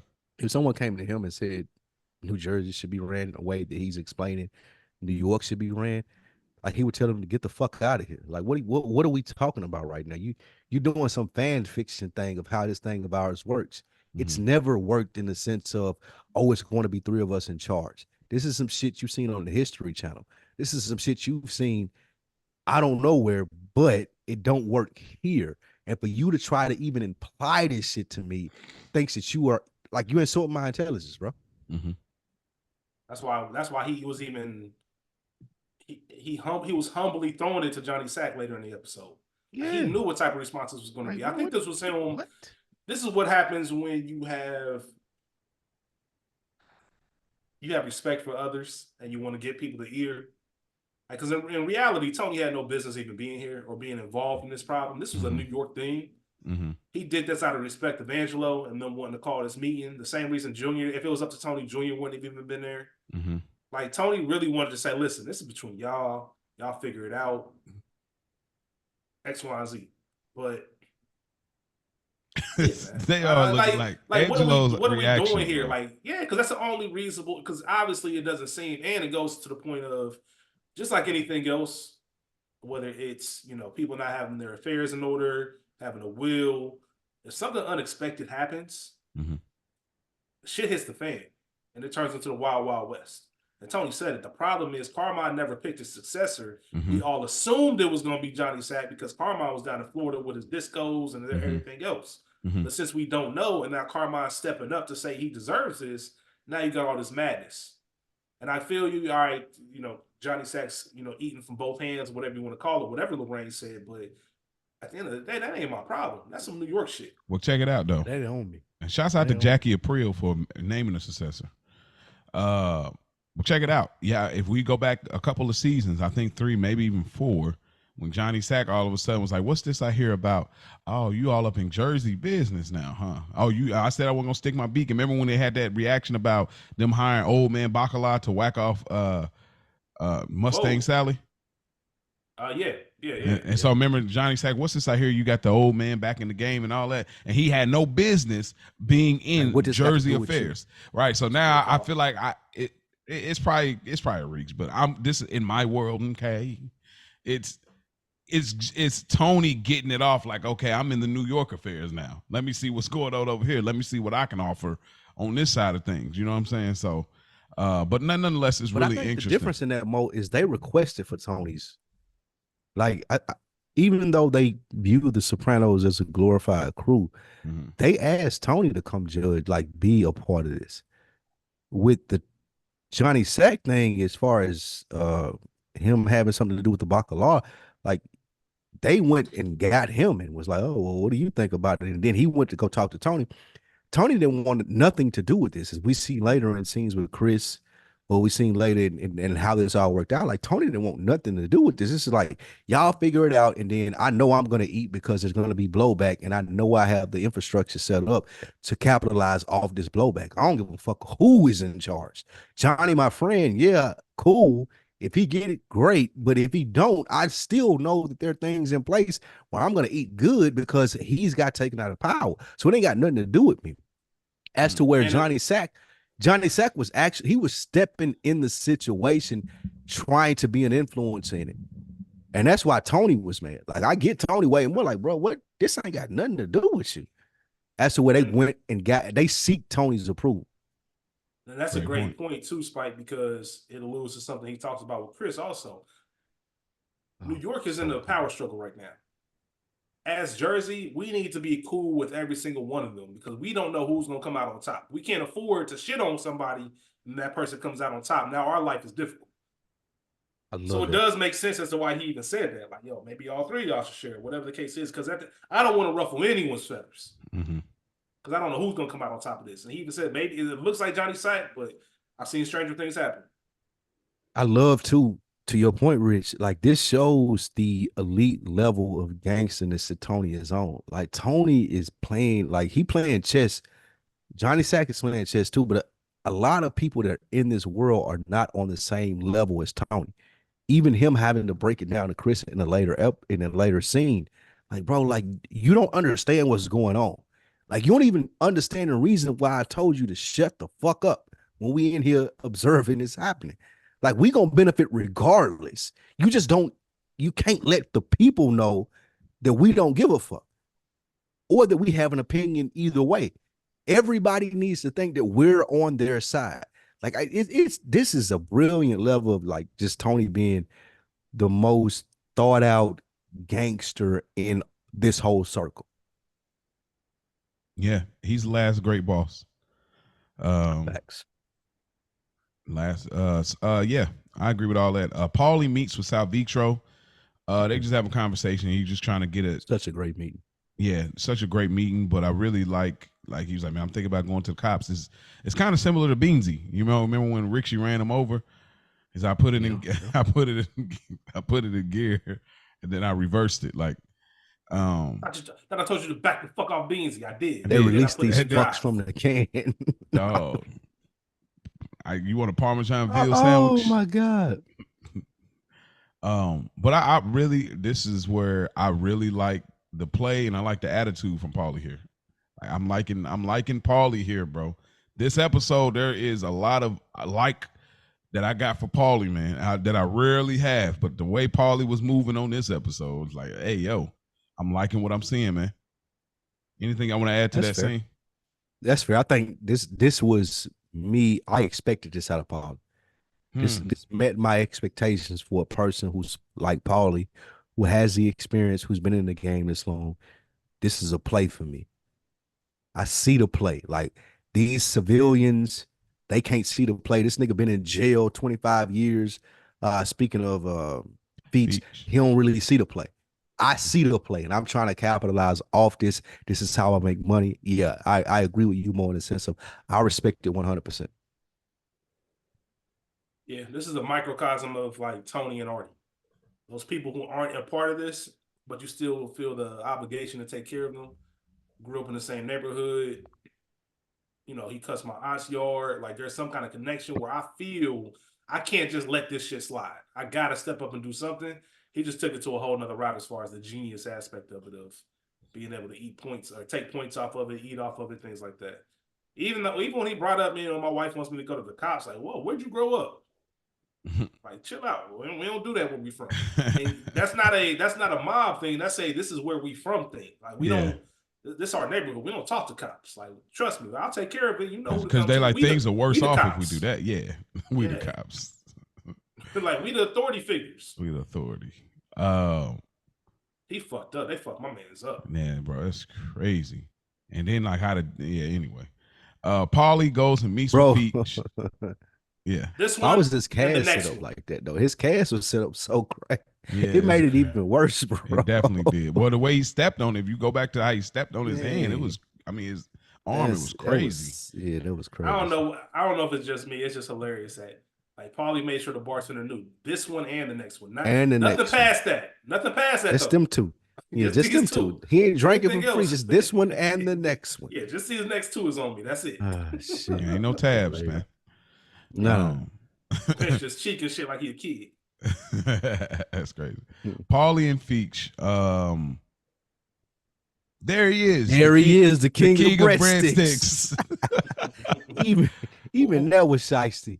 Yeah, like why? Like, right, bro, stop. It was so weird for me because it was like, it's kind of like racist to your own race, I guess. I don't know. It's just like that's why. Not even a racist, bro. Like you playing me. Yeah, well, I get that too, but I was just like, you mean the king of breadsticks? Well, okay, well it's La Manna Bakery, so okay, maybe it ties. It's the bakery. All right, gotcha. Even still, it's like, who you talking to, bro? Yeah, still, yeah, you're right. You don't get me wrong, right? Like, bro, I will smack the shit out of you walking here, Paulie. And I think Feech gave that type of energy. He said, "I put a breadstick up your ass." Like, out of here with that. And so again, Feech is asking, "How's the kid?" Undermining Tony because of his time being locked up. So this is time number 2, calling him the boy king, calling him the kid. So I'm just gonna keep count of that, so that by the time we get to shut y'all don't, those that ain't never seen it don't know what I'm talking about, but those who've seen it, when you see Tony snap on Feech, you gotta understand the buildup. Anyways, what do y'all get from this interaction? Because this is a fire scene. I love the two old school G's that have been outside for a long time. Mm-hmm. Yeah. They know how to play the game. They know how to play it because obviously Feech knows he ain't just stop by the bakery just to say what's up. There ain't no check-in. You know, I'm asking you a favor. I got this dude that runs the neighborhood, and Feech, Spike said it greatly earlier. This is how we make money. Like, that's an open area. That's an open territory. Mm-hmm. Should be in your neighborhood. He ain't connected. Mm-hmm. We gonna take that over. And the fact that he spun in like, oh yeah, you know, such and such told me to, you know, he said somebody, he called him the fruit. Like, man, who was it? I can't remember his name. Either way, he said he came over to Jerry. Jerry came over to give me some action on the game. Mm-hmm. And Paulie, he got Paulie's attention. He knows, Feech knows how to play it. Like, so he pretty much put the mirror right up in his face. Yeah. What you're doing right now is the same thing that just happened, bro. I had one of your customers come to me trying to look for action. You see Paulie leaned up like, hold on, that's my customer. And that's why I told him no. So why don't you back up off my shit, get out my business, I'm gonna stay out yours. Otherwise, this shit can get real sticky. To your point, Rich, that was Feech saying, don't get it wrong, nigga. I respect this shit. Yeah. I'm old school and I respect this. I'm going to give you the example and show you that I respect it. However, this what we talking about ain't got nothing to do with that. This was open air, open opportunity, and I'm going to take advantage of it. Don't come into me on the back end saying, oh, well, I was doing this. Like, nah, bro. Like, I already got the play made. Don't come to me now saying, oh, my play ain't legit because this is your territory because you seen me doing the work and figured out the play that you need to be making. Nah, bro, it don't work that way. I got the play. It's set now. And I'm going to show you this by telling you, like, yo, your man's trying to come to me. I turned him away. I ain't out here stealing work. I ain't doing that. However, I'm out here being a better gangster than you are. Yeah. And that's what pissed Paulie off. And what you're saying is perfect because Feech even said that. Like, listen, been going for 20 years. That entitles me to earn. Like, I've been going away for so long. I'm entitled. It entitles you to shit. Yeah, man. And then Paulie said, like, in my book, you get points for staying out of the can, not going in. And that's Feech was like, well, good thing your book don't mean shit. Good thing in my book, nigga, your shit don't matter. Feech, come on, bro. Feech bodied this, bro. Yeah, he did, bro. He bodied this, man. Like, Feech, like, man. What's yours is yours, Paula. What ain't is anybody else's. That's a bar. Fuck out of my yours is yours. What ain't is anybody else's. Yeah. So who are you talking to? Now, like, get the fuck out of my store, bro. Yeah, I don't see no Gaultieri store anywhere. Back up, nigga. I love this. This is one of my favorite scenes in this whole series, nigga. I think what we're gonna do, what we're doing with a Feech La Manna character is really highlighting the star quality and who he is, because it's not gonna be a long it's not gonna be a long lived situation. We spoke about it. We've spoiler alert, but we spoke to it. But I think that we're highlighting it well enough to see the potential of what it could have been. Like, it's a big deal, because imagine if a Ralph Cifaretto came in season 3 and it ended in season 3. You'd be like, dang, bro, he came in the middle of the season for Olivia's funeral, and then we didn't see Ralph again. And you're like, bro, what the biggest what if? But we got that payoff. So, you know, Feech is kind of one of those ones based on like these scenes and moments like this, man. But when I watched this, then I did not like, when I first watched this, I did not like Feech. Like, he was not one of the guys I liked. He a pain in the ass if you got to deal with him. I like Feech. I like the You always school, did. You always liked him. Yeah, until later on, there are later scenes in which I was like, okay, he bullshit. But right here, like, I respect it. Like, bro, I'm out just now. I'm trying to get it. This is how I know the game to be. This is how I'm trying to capitalize off of it. All this bullshit that y'all telling me, this new soft shit, I ain't buying into that. This is what I do. This is what it's how Feech La Manna make money. I respected that. Yeah. And I think they definitely gave us a nod to the La Manna Bakery. We'll see that it ties into a later scene. So it's like, if you miss it, then you won't put it together. Tony and Janice, we see they're going on a ride here. I think they're headed to Vesuvio. So we get the info that Janice is doing the same thing she did with Richie, discussing this thing of theirs. Tony invites Artie to be roommates. I've always liked the possibility of this storyline. What did y'all think about the scene, the car ride, and even the Vesuvio's thing, where obviously we find out Janice is not cooking food; it's coming straight from Vesuvio's? I feel like that Tony was being kind of disrespectful to Janice in the sense of like, what do you expect for me to talk about with my husband? And my dad does this, my brother does this. Like, I know how y'all get down. I want him to get more, and I feel like he's capable of doing so. I feel like that Tony was not being fair in the sense of he expects her to stay out of it. Mm-hmm. Like, we all have had experiences with women. Mo, you married. Like, I've been in a long-term relationship. Like, women are not going to stay out of it, bro. Mm-hmm. Like, your career affects them, and they want to make sure that you're doing the things that you need to do to maximize your potential. And I think Tony was totally dismissing that and painting Janice out to be a bad guy in the situation when she wasn't. She was just being a woman. Mm-hmm. Like, this is what I'm looking for, bro. And I know you got the potential to do so. Go talk to Tony and figure this shit out. And now he coming to her like, oh, you pushing him. Like, no, he need to be doing this. I fucked with this scene from Janice's standpoint. Mm. And you're absolutely right, Spike. And because you do have the extra bonus of the boss being your brother, but she didn't even look at it from that standpoint. Because you look at any woman, if they go home and their husband ain't doing enough or not reaching up to his potential, she's gonna have that conversation with him. Yo, Facts. you ever thought about this, that? Like, any openings in your job? Like, my sister, it doesn't even have to be a relationship. My sister sometimes your will ask me, will do this. Your mom's like, yeah, like, Facts. you thought about doing this? Just something to elevate you, keep you going, keep you motivated, keep you engaged. That makes complete sense. Tony and Janice have this weird thing, and we've been talking about it, and we'll learn more about it as the episodes go on. But Tony knew off rip, like, Bobby came to see me. Oh, really? Like, I know when I hear you, Janice. I know that was you talking, not Bobby talking. So there's also that part of it as well. Oh, really? Like, bitch, come on. I know you. But I think Tony leaned too much into the I know you versus, and again, this is me being biased as a Bobby fan favorite. Like, he leaned too much into the I know yous versus the capabilities that Bobby had. What do you both think about the Tony and Artie scene in the kitchen? Because I think it's interesting. We can talk about it from a man perspective. As sometimes, and maybe this goes to say about how close they are in their relationship. Mm-hmm. There was no apology from either one. It was just kind of like small talk. here's an olive branch. Like I heard you was at the Motel 6. Yeah, you know, my aunt took the house back. Blah blah blah. Neither one of them addressed what happened to make them not speak for so long. But Tony immediately says, "Hey man, you know I got this house. Like there's too much room. You come stay through all that stuff." What did you guys think about just the whole lack of acknowledgement? That's a good question, and I respected it because it wasn't. They didn't make this shit for TV. It feels like they felt like that this was a real deal man interaction, in a sense of like I ain't necessarily comfortable with what got us to this place, and we ain't got to talk about it and relive it or rehash it.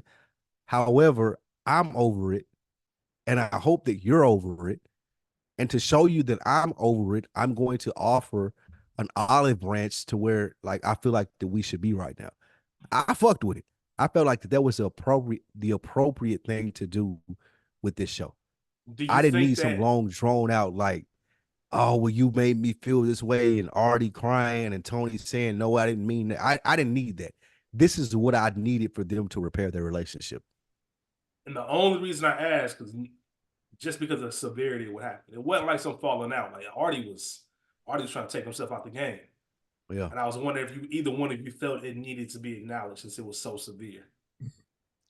Yeah, I mean, I've always tracked, you know, I'm a big fan of the civilian side of the Sopranos equally to the mob side of it. I really like this. It just tracks fully. I mean, we're gonna get even a later scene when they're on a boat and they're having a conversation.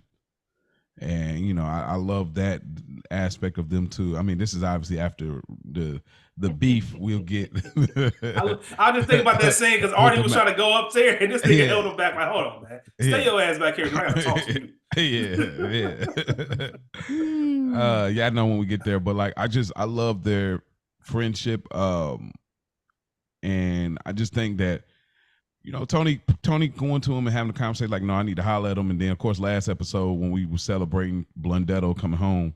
So it's like, you know what? My cousin was right. Let me get this right with my homie for real. Like, he's my bro. I love him for real. We go way back. We used to play football together. Like, let me get it right. And then, you know, they're doing the man thing where it's like, I'm not about to be sassy with you. You ain't gonna be sassy with me, but I'm not feeling you right now, and you ain't feeling me like that. But I'll answer. If you ask me a question, I'm gonna answer.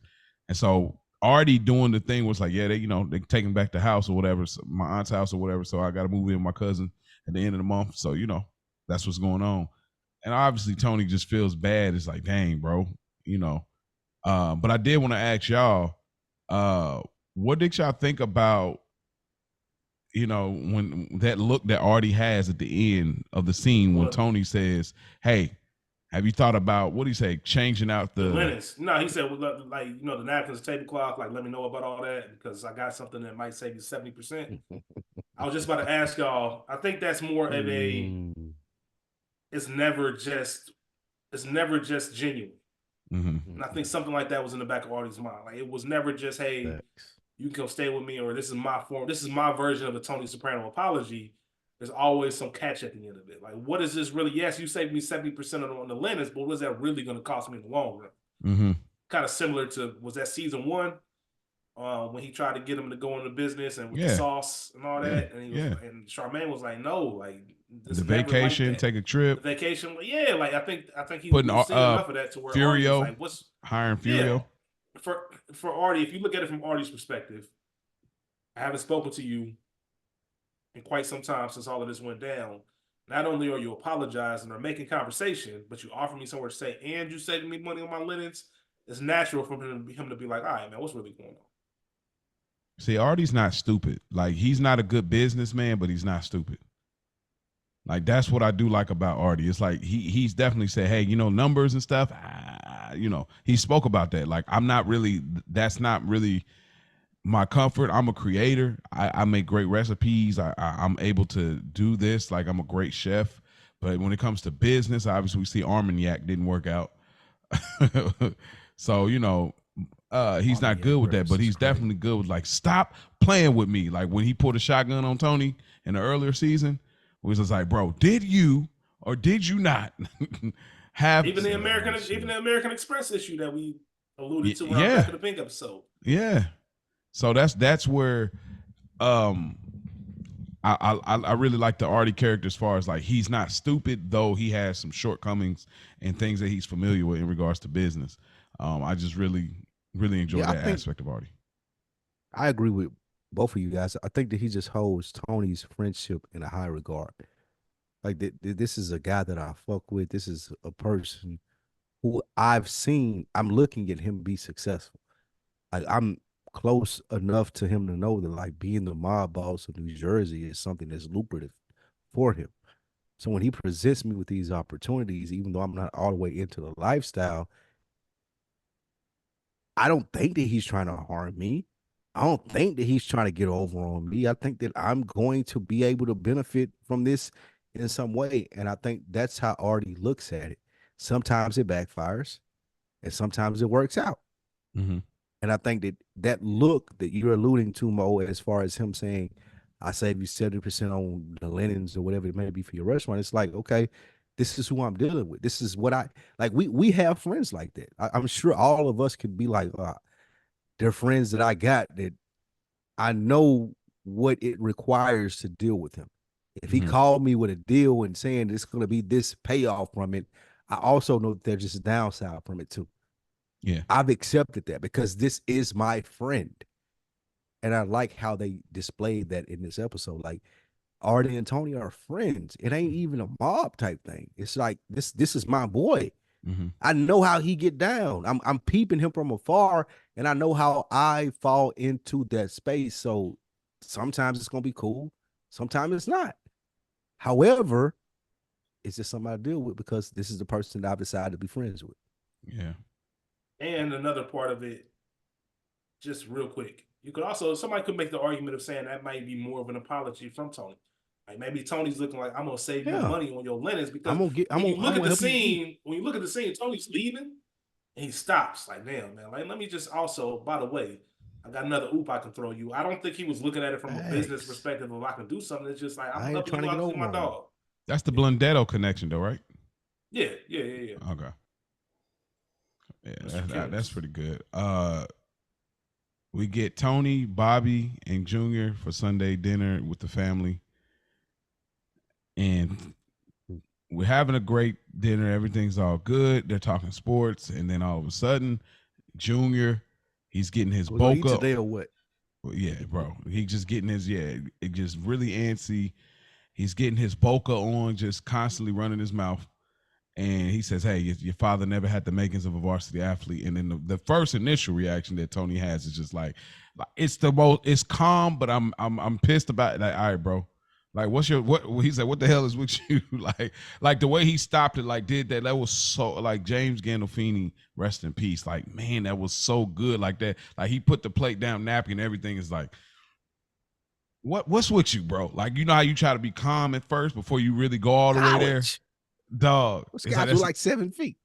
Like, which was a crazy thing to respond back. Like, bro, this is football. No, people are not really 7 feet, bro. If ever. Like, you had small hands. Yeah, I remember Dad used to say that. That's a really good point, bro. There's something even more crazy about this scene that said that always bothers me. Oh, it bothers you. Okay. Yeah, it's just something that's a scene that bothers me, right? Okay. And mind you, this is the second time that he talked about because he said it at the meeting with Lorraine and Angelo about the varsity athlete thing. So you can see Tony's frustration. Yeah. I think it's brilliant by the show because if everybody remembers, the pilot episode is the first time. Yeah, that's in my notes. Talking to Melfi. Yeah, when he was talking to Melfi, that's the first time he even mentioned like he used to undermine me in front of my girl cousins and all that stuff. But it was a blow to my self-esteem. The thing that bothers me, and forgive me because this is gonna sound kind of racist, but it's observation. When Bobby asked AJ about how did they do against that other school, I forget what school it was. And he was like, yeah, we lost twice. He said, yeah, I heard they're gonna be, and Tony said it was the line coach, which alludes to football, because that's all we've seen AJ play is football. And then Bobby said they're supposed to be even tougher this year because they got that Chinese kid coming in. Folks, I've never seen an Asian American play football. Like, ever in my life. I'm not saying they don't. Kicker, I just personally never heard of it. Maybe a kicker, yeah, like maybe a. Not to the point where this person's so good they're gonna make an impact. Like they're gonna be tougher because he's coming in. Like I've just never heard of that before. and that always just throws me off when I see this because I'm like, what? That's a good point. Like maybe baseball or something like that. But anytime he says that, I'm just, what is he talking about? That's a good point, Rich. That's a great point. Like, yeah, I guess that did throw me a little bit too. It's like, wait, what? I mean, maybe they've maxed out their black racist card for the episode. So with Lorraine coming out saying if I was a big nigga, so maybe they was like, all right, we got to find another race. They should have went Puerto Rican, anything else, bro. Like Asian, anything else, anything. Asians, I can't. I don't even know one Asian. Bro, that's what I'm saying, bro. Not. I can't think of it. And it could just be like stature, like how everybody's, each race, their bone structure and how they are. Like, I don't know them to be that big. All right, don't. I'm gonna say I don't even care why, bro. Like you don't even got to. Like, I'm not saying that. Like, no, I mean, they'll whoop my ass. Like, I ain't trying to play like, you don't even got to get into the bag as to why. It's never happened. Yeah, I've just never heard it. Yeah, we have evidence throughout the years of this shit happening. Like a motherfucker can't come to us and be like, "Oh, y'all are wrong." Like, nah, bro, this has never happened. Mm-hmm. If y'all have some exceptions to the rule, goodearnerpod@gmail.com. One of my favorite lines is from this scene, but I'm gonna save it for the end. But Junior says it again. All I know is like. All I know is that he never had to make himself a varsity life. Damn it! Didn't I just tell you not to say that? Say what? Barbara. It's good to see Barbara. She pulls up. Also, I just want to insert here. This is the recasting. This is a whole new Barb. Beginning of a new Barb. Yeah, this isn't the same Barb from the earlier seasons. Let me see. This is Danielle. What's her name? Danielle DeVicchio, and the original Barb was Nicole Burdett. It's a brand new Barb. It is a brand new Barb. Why? They don't look that far different though. That's the crazy part. They don't. I mean, of course, because you can't recast and have Yeah, you have to. I think they did their thing with that. But the original Barb was Barb for 5 episodes. Danielle, who plays her now, her intro, she plays Barb in 10 episodes. The character of Barb only had 15 total episodes in the series. I didn't know she did 15. Yeah, they recast it. Yeah, they recast it. Wow, that's crazy. Anything else y'all want to add to this scene? Okay. We'll get another setup. Paulie with his Aunt Mary, and we see Sal Vitro. And, that's pretty much it. Wait, I'm sorry. I did have one thing to add. Do y'all think Tony overreacted? No. Because that's three times you didn't say that. You used to say that back in the day when I was young. You brought it up in the mob meeting. You said it here, and I said, "Hey, bro, what's your problem?" Like, ain't no problem. Oh, okay, cool. And then you come back and say, "All I know is." Don't ever say all I know is. After I just got finished telling you, like, don't ever say all I know is Spike Lewis. All I know is Spike Lewis never been that nigga that ever got shit done or something. Like, it's like, oh, hey, bro, I just told you I get stuff done. Don't mention that about me. He's a procrastinator or whatever you want to say. Like, bro, I get stuff done. All right, cool. Then you going on about your business and talking sports. All I know is Spike Lewis. That's fair. You be like, bro, didn't I just tell you not to say that? I just told you. Y'all heard it. I relate. That's why it's not overreaction. That's why it's not an overreaction, because he just got finished. I just told you, and I don't know your condition yet. So it's like, bro, I agree with y'all in the sense of, yes, you're right. However, I do think Tony overreacted though, bro. How? I'm a boss. Like, I know who the fuck I am. Bro. It's not boss time. Yeah, but all that shit ain't got nothing to do with the family. You just spent a scene. You just spent a scene telling me how important Sunday dinners were, and now you jeopardizing them because your senile ass uncle is making comments that you don't like. Relax, bro. Spike, you got a respect thing though. It's a respect thing, but everybody has a thing that they're ultra sensitive about. Like, we like, hey, bro, don't bring that up though. Like, I get it, how I get the joke. I'm mature now, I can handle it. But like, don't like continue to keep jabbing at that though. You know what I mean? So when they go to the thing that really is the worst thing, I don't really like when you bring that up. I get it. I know it happened, but you bring it up. You brought it up a few days ago. You bring it up now. And then I just said, hey, bro, chill out on that. I don't know what your problem is, but let's stop. stop. Then you do it again. All I know is whatever that personal thing's like, nigga, didn't I just tell you not to say that? All of us, I guarantee you. But that's a me thing. If Spike, that's a me thing versus bro. No, Spike, because if you told if one of us said something that triggered you, yeah, and you was like, hey y'all, like you would probably play it cool at first, like, hey y'all, like y'all might not even know, but like, I don't play like that. Like, yeah, play it cool, and we say, all right, bet, and then 3 minutes later, hey Spike, I don't give a fuck what you, I'm right back at it. You gonna be like, hey man, what the fuck? Like, at that point, it's not about what you said, it's the fact that you disrespected me on purpose now. Yeah. Now you playing with me. Yeah, that's what I'm saying. Ain't no overreaction, bro. That's a good point. That's a good point, Rich, because we're all about sound minds, though. And I think that's the brilliance of this show, though. We don't know that Junior is in his sound mind and doing that. Right. And I don't know how much I blame Tony in understanding that. Mm-hmm. Of course, we get the later scene at the golf course when he's talking to the doctor. But y'all are right. I think I'm speaking from the sense of knowing that Junior fucked up, though. Yeah, like Junior, like knowing it. Yeah. Like, we know it as viewers. Tony don't know it. Yeah, because exactly. So here's Tony, your point, Spike. Y'all are right. Here's what goes to your point, Spike. Think about Tony later in the episode when he runs into the neurologist. Then he takes your approach, like, you know what? Now that I understand, okay, I get what this is. If Tony knew, he wouldn't have done it. Y'all all right. It's like I'm operating on the sense of knowing what this is. Knowing what it is, yeah. Versus like, nah, man, you just pissing me off. Because think about it, like you talked about it earlier with your great grandpa. Think about it, if y'all knew, it'd be like, oh, okay.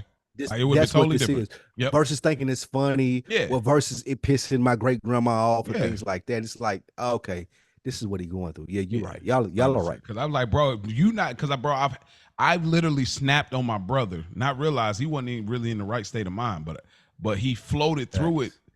There was normal moments and moments that like he was maybe that's not the thing that triggered me. Yeah, so that's what got me. I was like, I'm snapping, like I'm ready.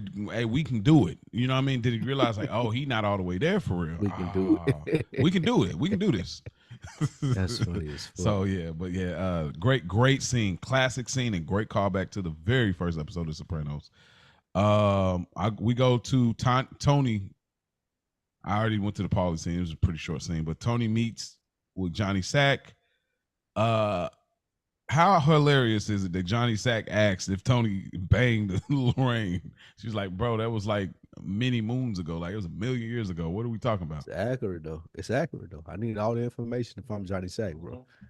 I need all this bullshit. You think 1,000 years ago? Nah, I need to know, bro, because like these are war times, and I think that's the great thing about this show, in the sense of it's slick, calm. However, we're understanding, like by Johnny Sack even asking that, these are important times, bro. I need to know where you stand. You fucked her? Do you have feelings for her? Mm-hmm. Like what's going on over there? I need to know that. So I think that was a good little tidbit throughout there. And this whole scene alludes to that, Spike. Oh my God. You have not only we're meeting in New York, and that's another thing. I think I believe we said in the season or episode 1. I think I made a point of how the New York power struggle was a big thing for the season. This episode in particular, they do a real good job of showing us like this is very New York based. Mm-hmm.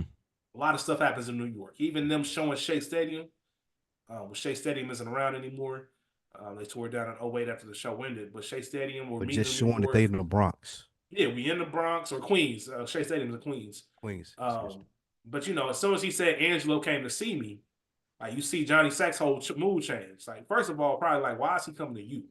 And second of all, like Lorraine reached out to him, man. Like didn't you fuck her? Like what's going on? Like what's the move? And then even Johnny Sack mentioning, like, you know what? I partly blame you for this. A man of your stature going down, you flew down to Miami to see him. You legitimize him, man. Like, what you had like, this conversation with him even? Yeah. Man. Y'all got me all fucked up, man. And even I love how Johnny Sack reacted to it. Like he was like, man, what's this? The fucking you in now? There we go. Yeah, man. There we go. Like, right, somebody had to do it. Come on. Yeah, man. I couldn't have said it better myself. Never enough body count. I love that, bro. Like Johnny Sack is in the right there. Nah, yeah, he's like, who are you playing with, bro? Mm-hmm. I've been the next one up, bro. I've been doing this. No, not only have I been doing this, but you've been supporting it. You've been acting like you fuck with me in this sense, and now the shit about to hit the fan, and you like, oh well, I'm not sure. Maybe there needs to be 3 bosses. Like, nigga, who are you talking to? I know you, bro. Me and you are homeboys. I really respect Johnny Sack's position on this.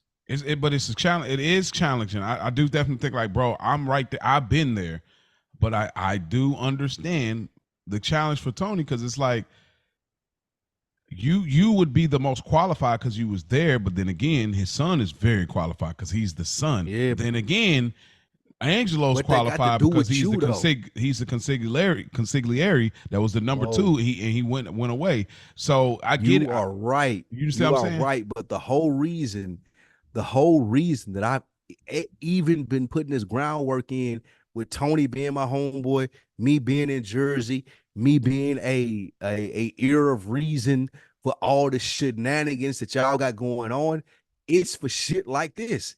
I don't give a fuck about Lorraine.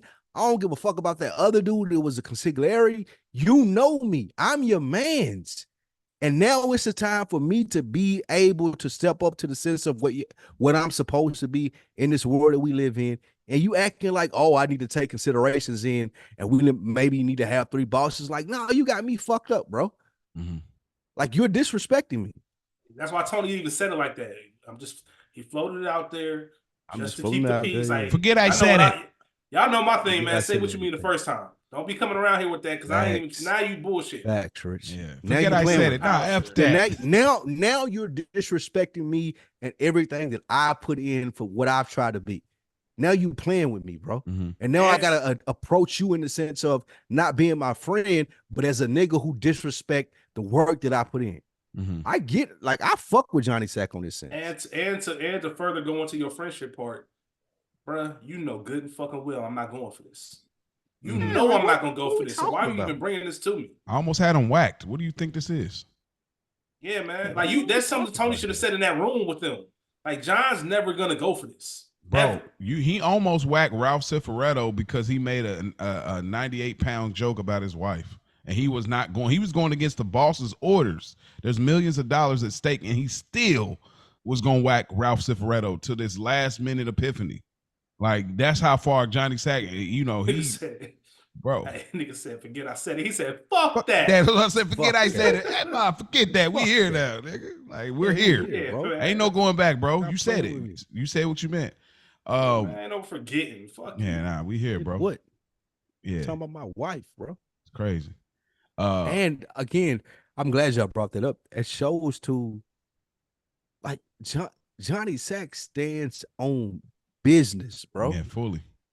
Like, I'm standing on business right now. Like, all this bullshit you brought me out here to talk about at the parking lot of the Met Stadium. It's at the parking lot of the Met Stadium. It's cool. However, you know me. You know me, Tony. You know who I am, and I stand on business. You can go back to when we were talking about my wife and what I was willing to do for that to be corrected. Mm-hmm. So now you coming out here and you asking me about, you coming out here and you're asking me about this bullshit. You're disrespecting me. I get, I 1,000,000% feel where Johnny was coming from. He said, ain't no big 3. It's just big me. Yeah, like, bro, like, what the fuck we talking about? Yeah. Who is Lorraine? Like, what are we talking about with who? Did you have sex with her? Get this nigga out of here. Like, get these people out of here, bro. Yeah, bro. Yeah, why you even over there with them? Yeah, like, why you Bucco got a weird case. Why is he around? Why is he around? I mean, like, what are we talking about? I mean, he probably taught you how to do it. Yeah, man. What's going on, man? Why you ever talking? Yeah, you on the other side, like, bro. What side? Bunch of weirdos. Shit heating up.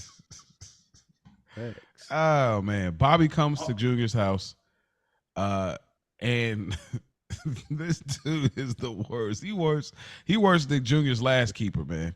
My man said he upstairs. He upstairs taking a nap. Hey, bro. Hey, I got kids, bro. Hey, bro. Like, hearing this is crazy because you know your kids get too quiet, bro, and you just let her linger for hours because you in your glory of relaxation. Like, bro, you can never let it ride. He said, bro, the garage door is open. Yeah, go ahead and clock out for the big dog. Not only is the nigga not upstairs, the car is gone. The garage is open and you ain't hear none of that, bro. Bro, like stop playing with like me, you man. didn't even care. Like you, bro. Hey, grab all your things, empty out your desk. Yeah, just clear out, bro. Just clear out. We're gonna have somebody walk you out. It's the last time you gonna be glued on the television too. We was glued. Yeah, like he was into it, bro. Like this is the last time you gonna be here. Next time won't be a next time. Like, oh my god, this nigga said he upstairs. But Junior starts wandering. Right, that was crazy. Junior wanders off into the a you church. Don't think nobody put the snatch on him, did you? What, bro? What the fuck is you talking about? What world are you living in? But Junior goes to this church that used to be Johnny's vending machine racket. My question I wanted to ask: did we see this in Many Saints? I don't know. I can't remember. I haven't watched Many Saints in quite some time. It's been a while since I watched. It's been a while. Yeah, y'all eventually will get a review of Many Saints on here, just for the record. I did want to ask, why did Janice pour Bobby Jr.'s milk out? What was that about? The chocolate milk he was. Is this Olivia trait? He was being a fat fuck. No, he was being a fat fuck, and she had tried to prevent him from being a fat fuck and doing just whatever he wanted to do. I feel like all about her instilling discipline within the Bucco, well, whatever Bobby's last name is. It was all about her trying to instill discipline in that household. Yeah. I definitely don't think that. I think that Livia trait is there. I can't see. I don't like. Oh, you think she was just being rotten? Oh yeah, absolutely. Like he ain't had nothing else there. It wasn't like he had a bunch of snacks on the table. Like it was literally a glass of milk with chocolate syrup, and she just poured it out. Nigga, you don't need this though. I think because I think it's something that you can tell something they've been speaking about, because later in the episode, Bobby tells him, "You lay off the snapping." Mm-hmm. Like I think it's been a conversation around the crib. Like, hey man, like take shit in moderation. Mm-hmm. Yeah, but you could be right. Like that, Janice is just that type of person. That Livia type where it's like, I don't even really want to see you happy for real. Like when you falling down the stairs and I'm laughing at you. That's funny. But who knows? Yeah, y'all might be right. The Snapple line is definitely something there. It could be just her being petty. Like I don't like watching your kids, so nobody else is around knowing I'm watching your kids. So I'm gonna flick your kid in the ear. I'll flick your kid in the ear. I just took it as like crazy. I've been telling you. I just took it as to like I've been telling you, a little fat ass, you don't need to be drinking this, and now I'm gonna pour it out.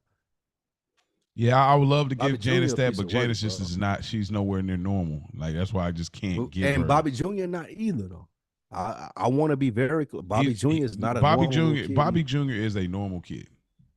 Nothing about him is different. Like people give AJ the normal kid stamp. Bobby Jr. is no different. Yeah, no, Bobby Jr. weirdo, bro. He's just a fat kid. Like I mean, what else? He weird, bro. What's weird about him? Weird. Drinking chocolate milk is weird.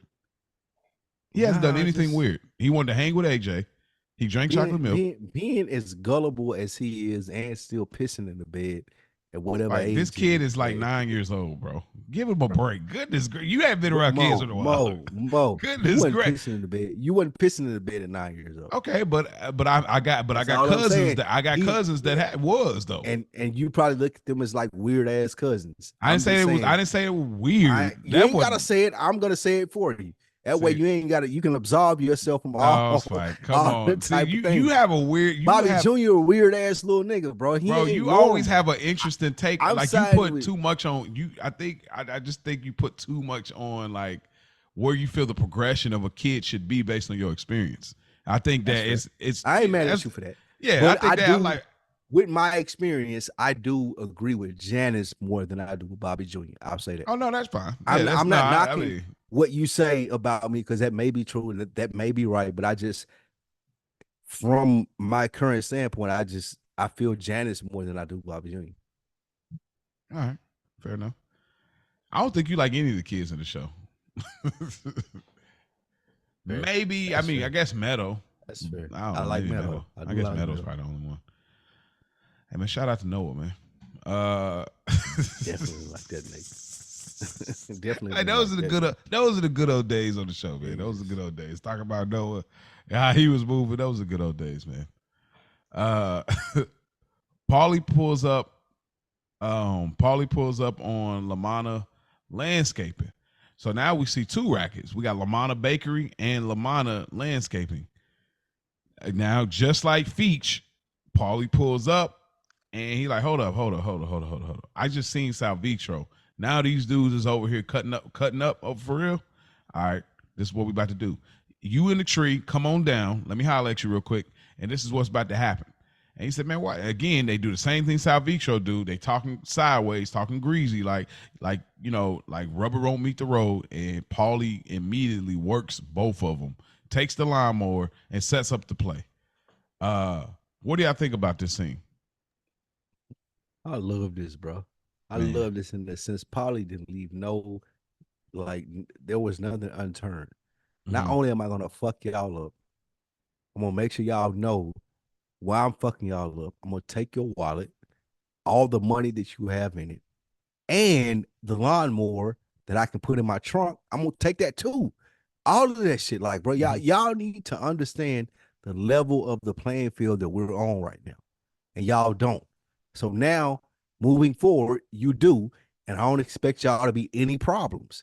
I love this shit. This is one of the best scenes for me. Same exact. It was like a mirror scene. And nigga will. Get the fuck out of here.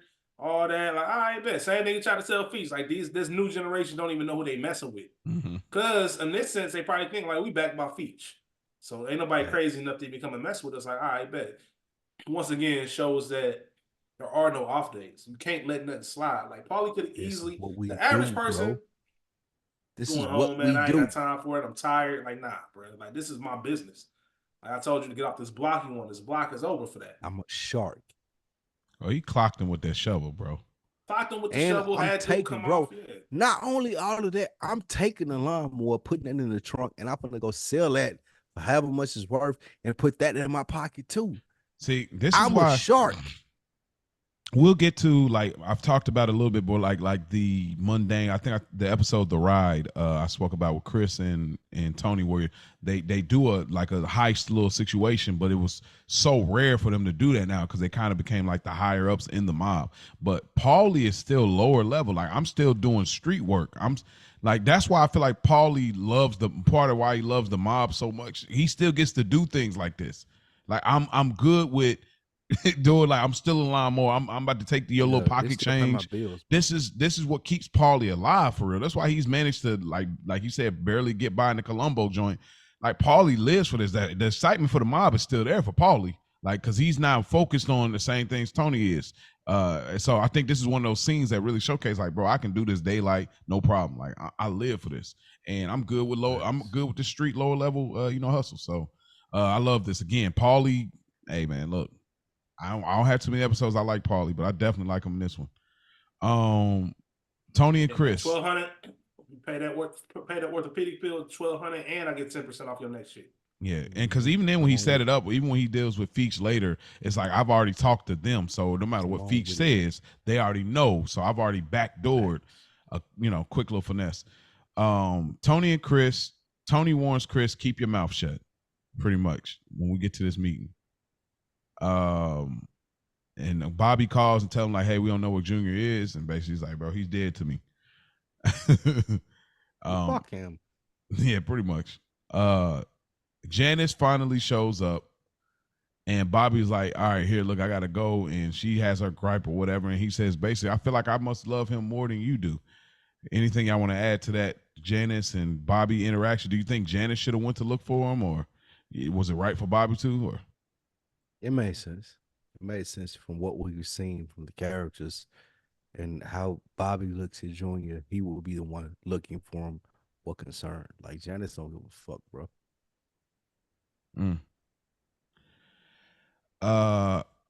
We get to the scene. We get to the sit down with Tony, Vito, Johnny Sack, and Chris. It's so this is really good acting from. This is really good acting because Chris comes up. And Chris is like so locked in. You could tell he's not making eye contact with Tony. Like, he's completely forgot what Tony said. It's like, man, it's a shame y'all can't work it out. And he's locked in like we buddies, like we're cool. Until Johnny Sacks has to put it in perspective. Last time I checked, you feel me? Like, last time I checked, you was driving cars. Like, you was the driver. As far as I know, you need to go back there, bro. Who you talking to? Well, here's the thing, Mo. It's the setup of that. When Chris is waiting for him while Tony's put on his tie. Like, if any of this shit with Carmine and John comes up, like, you clam up. You don't say anything. I'm telling you right now. Like, it's the fact. It's one thing if he didn't get that speech. but Tony been around this. This isn't the first time this has happened. Mm-hmm. But Tony's been around this long enough, and he knows, like, listen, I've already been involved. I've already done the work of talking to Johnny Sack. I tried to bring this idea up. Is this the fucking UN now? Nah, like, listen, shit is sensitive over there. It's shit tight. It ain't got nothing to do with us. If this shit gets brought up, you shut your mouth. You act like you don't even know what's going on. Go take a piss. Go do whatever you got to do. But don't comment on anything that's going on. So that's the part I think that would really piss me off if I'm Tony, because I specifically told you, if you don't do nothing else today, don't say shit if this gets brought up. So that's what makes it even crazy. Agree 1,000,000% with you, Rich. This don't have nothing to do with you, bro. This is out of your pay grade. It ain't got nothing to do with how you think, how you're going to operate tomorrow. Shut the fuck up. And Tony told him that. Mm-hmm. And I love how, how they presented the show to us. Chris was looking like, oh, I'm super interested. Mm-hmm. What does he have to say next? I can add some type of influx to what he's thinking, and maybe what I say was going to help him. Like, no, bro. I told you in the scene before, shut the fuck up. This don't got nothing to do with you. I love how this played out and how John reacted to it. Like, bro, who the fuck are you? Yeah, everybody got an opinion now, bro. Because Chris, and here's what's beautiful about the scene. Chris thought he had an opening. It's almost like a sports. He thought in sports, you a role player, bro. You play defense and you set screens. You don't take threes. I don't care how wide open you are. That's not your role, bro. You don't take threes. And Chris saw the moment, because on a human level, let's take the mob out of this. Just on a human level, right? It sounded like John was almost like, I wish for the old days. Because John brought it up. Like, the messed up thing about all this is, before Carmine went to Florida, me and him were actually cool. We was like brothers. Like, I was in his wedding party. I organized his bachelor party, strippers, lesbian shows. Fucking disgusting. And I think Chris was looking at that from a human level, like, damn, like, you don't think you was that close? I didn't know you was that close. Like, you don't think there's any way? And I love Tony. Like, one of my favorite parts of the scene. How Tony looked. One of my favorite parts of the scene was when, hey, hand me some bread. And that nigga Vito picked it up, and this nigga looked over at Vito like, bitch, I do not want some fucking bread. I want this nigga to shut up. Yeah, but that's what Chris never looked back, like he forgot, bro. And it's like, shit, good shit, bro. Yeah, it was really good, bro. And man, it was give us suggestions, like, you thought about this. This is one of the best songs. And it was a good suggestion, but it was just like, it wasn't not from you though. Like, it was We've talked about this here. And then you got the best lines. Like, I remember when you used to sit in the car. I remember when you used to, yeah. And as far as I know, you still. And then you got to think also, this is the first time in a very long time Chris has been sober at a sit down. You know, of course, we got him when he was on the golf course. So Chris ain't been sober, so he ain't really been tapped into what's actually happening. So he's sober now, and so he's fully locked in and focused. And he actually had a great play, but again, I don't want to hear that from you. Like, not from you. You was the driver last time I remember. Yeah. So but people that are listening to this and like, oh, why is it so bad that he did this? He's speaking out of turn. That's one of the worst things that you could do in these situations and these shows that we're covering as far as being gangsters. Like, you're speaking out of turn, and it's not making sense to the people it needs to make sense to. Exactly. Like, that's the problem with Chris. Like, he don't even realize that he's speaking out of turn. He think, oh, I'm just going to offer this good suggestion and everybody will be cool with it or not cool with it, and we can move from there. No, nigga, you speaking out of turn. You can't even say this. Yeah. It ain't even in your place to say this. And he don't get that. Experience. You too. Yeah, like, who are you? And just like John responds to him, like, bro, I don't give a fuck if it makes sense. Nigga, you was the dude who used to sit in the car when we had these conversations. Why are you talking to me now? Yeah, I wanted to worry about Florida. That's one of the most important. Yeah, like, if I moved to fucking Miami if I was concerned with Florida. Like, who the fuck is you? Bro, like, you should do this. That's like Junior. Like, did I hear something? Am I hearing anything? Like, somebody tell you something. Talking. This was brilliant, bro. Yeah, I love this. Is one of my favorite scenes of the Sopranos. Johnny Sack getting busy now, bro. John, he was Vito. Like, John, he was just trying to fuck Just. Yeah, like, nigga. I'm tired of and it's crazy because it's Johnny's doing this now, but like just a season and a half prior when he was coming to Tony and he was like, hey man, I'm not trying to stick my beak in. I'm just saying, yeah, I know. Like I got it. Like when Tony was like, so now you see the difference between like, of course, Tony didn't like it either, but Tony handled it cool. But Johnny Sack, he's a little bit on edge more. He's like, nah, bump that. Everybody got an opinion now. Like, and then, but Johnny Sack was the same one that had opinion. Like, what's this I hear about old man Bacala going on a hit? Like, bro. But the thing is, I know that's a great point. I think the big difference is that's peer to peer. Like, no, he doesn't look at Chris as a peer. You a little nigga. Oh well, of course. Well, I mean, no, he still snapped on Tony though. What is this? The UN now? Like he still snapped on Tony. Yeah, but it wasn't no like you should still. He ain't try to like lure. He pretty much told Chris like the fact that you even at this table speaking to me is beyond me. And he gonna go even crazier on Chris later. How would you even later down the confidence? I love, and again, that's why I love that up. Like, I love the fact that Johnny Sack was like, bro, who the fuck are you to even think that you could say this to me? Bro, you an accessory. Like, you're not even supposed to like, be bro, like, who are you? Yeah. What are we talking about right now? Bro. I love that. Yeah, that's great. Try to move along here.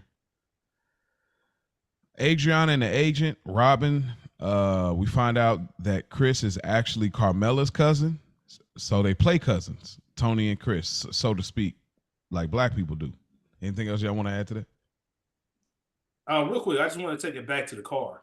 Like, I love the speech that Tony gave Chris. Mm-hmm.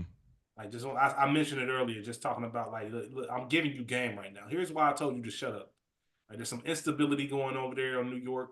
Like, this shit between them is bad. It's worse than what you even know. Don't get involved. Like, it could work to our advantage, bro. There's a play here. In every situation in our lives, you got to figure out what the play for us is going to be. If there is no play, leave it alone. I told you to be quiet because I see what the big play is. I just love that he was trying to teach him some game as far as like, look, here's what you need to look at in the big picture. Keep your ears open, your mouth shut, bro. Mm-hmm. Like, if you shut up, I promise I'm gonna take you there. Yeah. I agree, to your point, Mo, nothing else really is good. Nothing else. I agree with Rich in the sense. I agree with Rich in the sense of like, bro, why didn't you listen to me? Like, you trying to do all these different things and your generation or your perspective of what you think this thing of ours that we're doing is completely opposite of what I'm telling you that it is. And that goes to the sense of what we always talk about with this show is like the end of things. Mm-hmm. Like that is a clear example of Chris doing like, bro, what happened right there? Mm-hmm. I told you what to do. It was really easy to follow my instructions and we could keep this thing going and we're going to make money from this. However, you felt it was more beneficial to you to add your input into it. And now we're in this position where like, now I gotta save face. Like I just wish he would have like slapped him up like Jackie Jr. Not even slapped him up, just giving him the information like, bro, you don't get where we're going with this. No, and he should have slapped him up. To what we've always talked about. He made, man. I see why he didn't slap him. I mean, I know he wouldn't have, but like, I wish he would have, like, on some like nephew. It just goes to even more when you talk about slapping him up. It just goes to what we've always spoken about. We're at the end of things. Yeah, the end. Even if I slapped him up, even if I slapped him up, I don't know if he would have got it. Mm-hmm. Right? Like it ain't even necessarily for me if I'm Tony that this would have registered to you. I need you to understand so I can try to keep this going and keep this gangster shit that we do applicable, whatever, however you say it. Applicable. I need you to understand that this gangster shit that we do, it's beyond me and you, bro. You need to understand that. Mm-hmm. I can't just smack you and make you understand that. You need to see it. Yeah, the only reason I said that, just because it's like, bro, do you know the lengths I went to let you get in rehab? Facts. That's the only reason. That's it. Or for you to even be sitting at this table. Bro, that's what all. Are we like, doing? It's like that alone. It's like, bro, I could have clipped you. You shouldn't even be here. Be for real. Like I could have clipped you. Like, yeah, put him up like he did Jackie Jr. You bottomed out. Like, yeah. Facts. But anything I want to add to the Adriana and Agent Robin scene, other than, like I said, we find out the Carmela cousin thing and how long am I going to have to do this snitching thing? No, that was good. Junior meets with a street person. I have some things that I can say right now that I'm not gonna say. I'll be honest with you, Mo. This whole Junior montage for the next couple of scenes, we can skip on all over that. In one. Not even that you skip on it, but all it's showing us is that Junior. I'm good on all that. Yeah, he's not in his right sense of mind. Like there's nothing substantial, I think, that comes from it, except for we know, he ain't him. Yeah, he's not himself. I agree with Rich. I agree with you. I mean, they did a good job. I mean, at the time, this is real. They really need to sell us on it. But now, at this point, it was like, okay, we got it. We know it now. At that time, we need it. Absolutely. Like, so. And the only thing interesting that I found from this whole thing was that he said he was Corrado Soprano, and it was like, like, get out of here. And they found out he was. And it was like, oh, snap. It's almost like if you go ahead. On all my rewatches, I skipped through this. Yeah, it's pretty skippable. Because we know what it's for. Like, it doesn't give us anything other than show us what we've been alluding to. Uncle Junior's not in his right mind.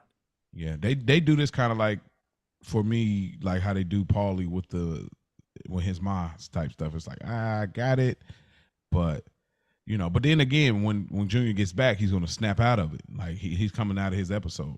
So they do a great job. It's like, what, I can't use the bathroom now? No, you can't use the bathroom, bro. No. What I mean? Last time dude said you was up taking a nap, the garage door was open. Right. So we fast forward up then. Bobby and Janice visit Tony. Bro, Tony's Fila tracksuit. My goodness. That tracksuit was so fire, bruh. Like, cause we don't see Tony often in the tracksuit. So when I seen it, I was like, yo, that was dope.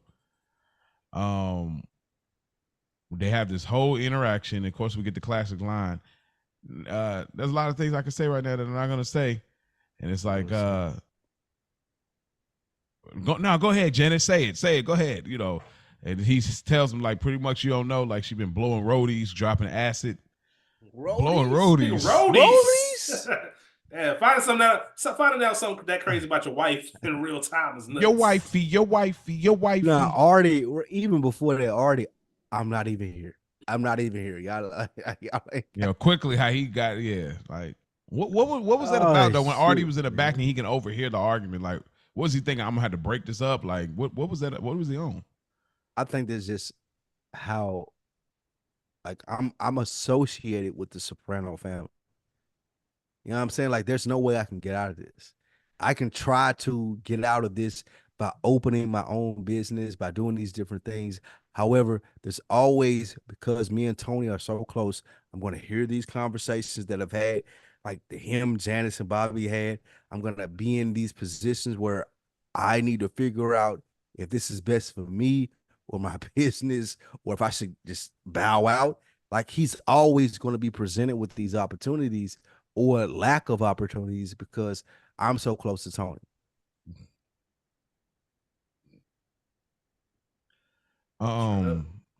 Tony chokes Janice pretty much, and that's crazy. Rebel without a cause. Right. And I feel Tony in a sense, like, obviously. Whoa, that's let me back true, up. Tony. Tell him that's not true, Tony. Before I say I feel Tony, I don't mean it in the sense of him choking Janice. That's not what I mean. But Tony's whole stance on every time there's a family problem, you've always ran away.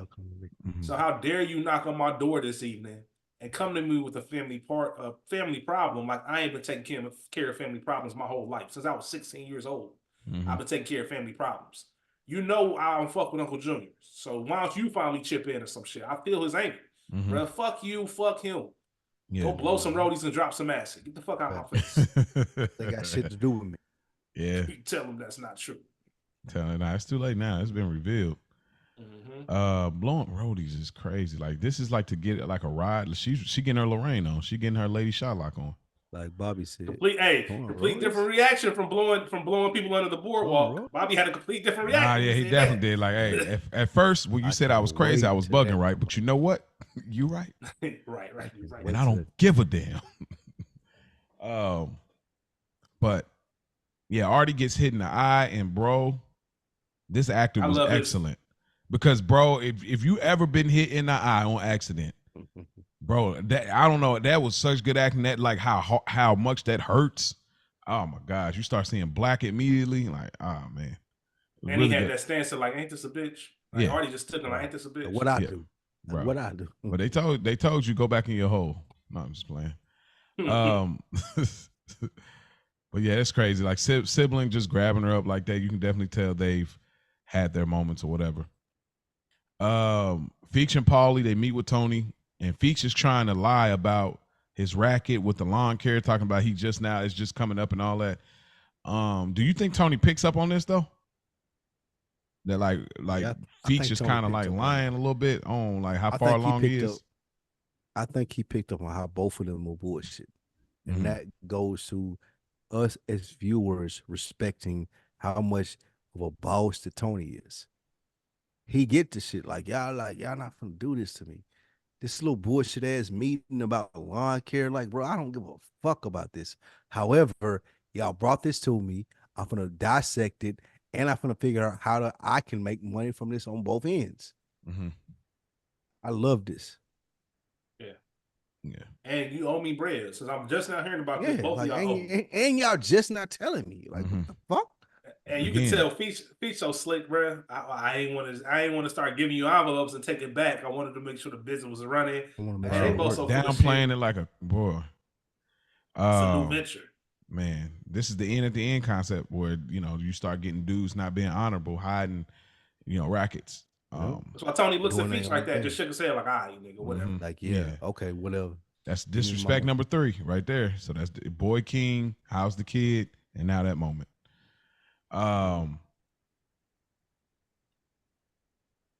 Paulie meets with Sal Vitro and pretty much told him that this is the best it's gonna get, man. You get the east side, he get the west side. And here's $500 for your injury, which is crazy, but because Tony gave him $1,000. Yeah, we doing that. Like, we gave him $1,000. Keep 5. Here's 500. Yeah. Hey, what are you gonna do? What are you gonna do? I love when he looks at his son and said, "My middle name is Paul." And niggas just look at him like, "All right, motherfucker." Yeah. Like, bro, none of that. My name's Clarence. What are we talking about? Tony is at the golf club, and pretty much the doctor lets Tony know that Uncle Junior has a condition that lines up with how he has been acting here lately.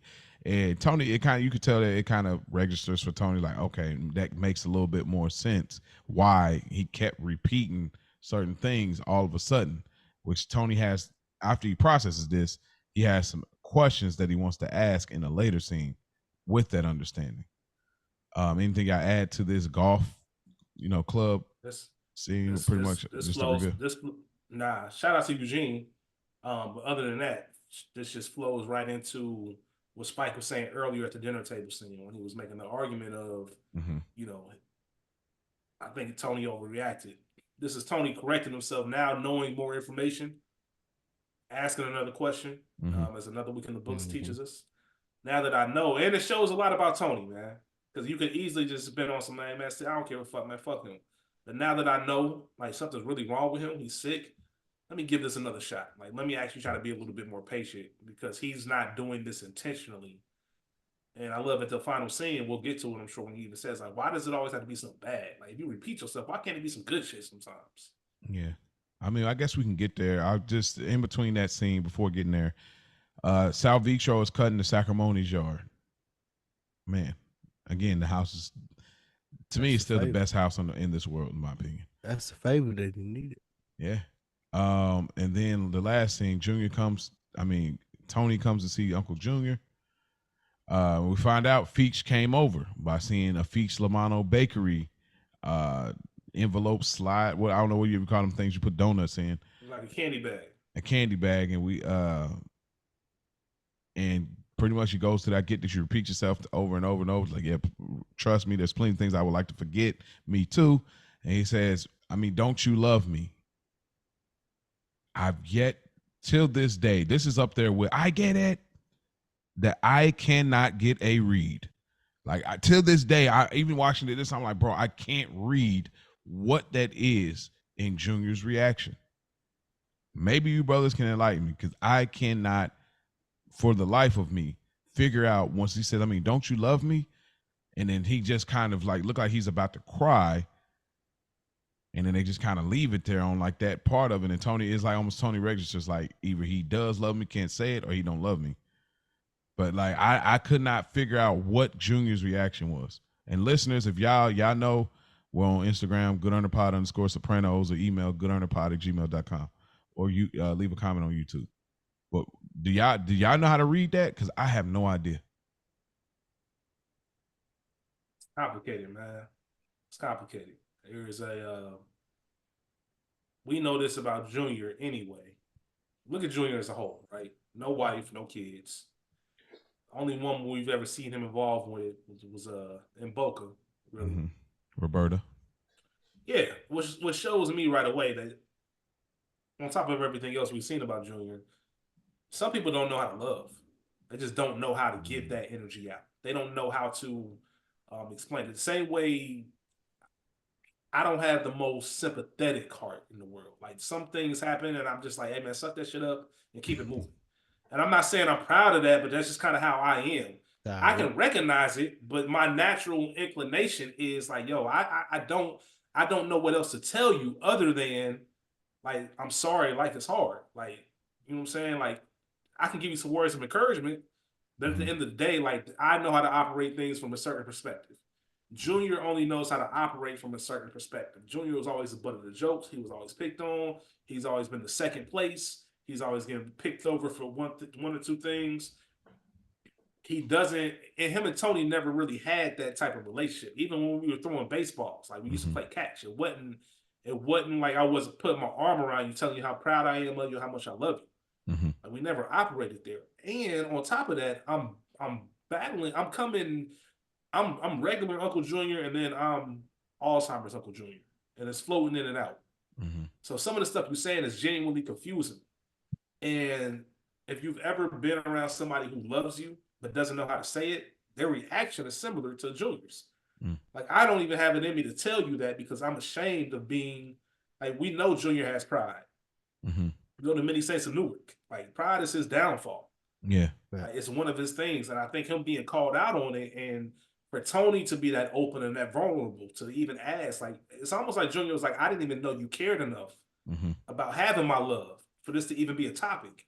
And I think it's all coming on Junior at once. And the only thing he can do is be quiet, like let his face do the emotions and just kind of keep it pushing. Like that's a retort. Tony wants a real answer, but they both know it's rhetorical. Like Tony knows he's never gonna get that, but he just wants it to be out there. Like, bro, don't you love me? Like, damn, like every time you get a chance, you shit on me. You tried to kill me. Yeah. You know what I mean? All types of things. Like, damn, like what the fuck? You my dad's brother. Yeah. Like, I need some kind of explanation. Like, why are you like this towards me?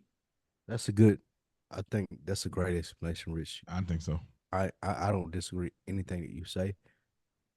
I do think that Junior is genuinely complex or confused on how to answer that.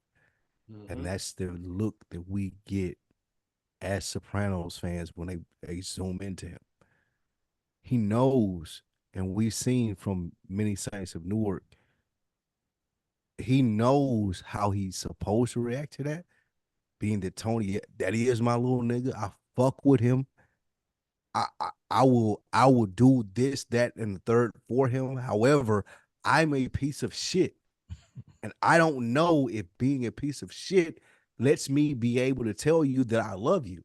And again, I reference Many Saints of Newark because we seen what he did near the end, or what he did to Dick and Montesanti, just in a sense of like, we beefing over some trivial shit. Yeah, you laugh at me in front of some women. Yeah, however, I'm going to take that to the highest level and take you out because I believe so much in this thing of ours that we've subscribed to. And I think that's the look that we get from Junior in the sense of, yeah, I do love you, but I'm subscribed to what we're doing.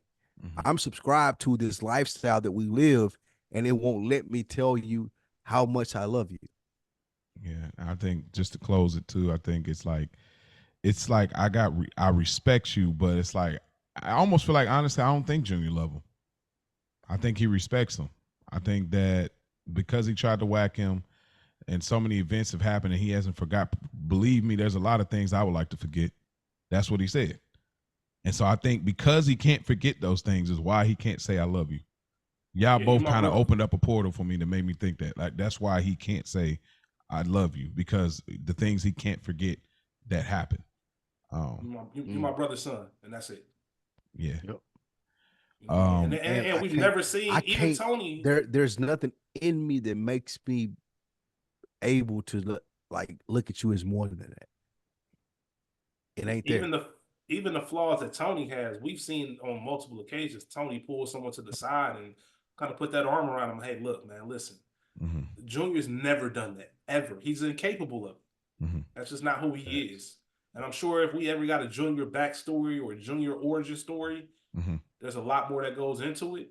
Mm-hmm. But he's just not that person. And like I said, as someone who's seen people who are incapable of giving love and even receiving love, they operate in that sense.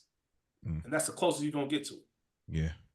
Well, that is our episode. We thank y'all for tuning in. But before we get out of here, of course, we got a ranking system that we do here on Good Earners reviewing The Sopranos. So without further ado, Spike Lou, how do you rank the episode? Is it just another envelope, a good earner, or a made episode?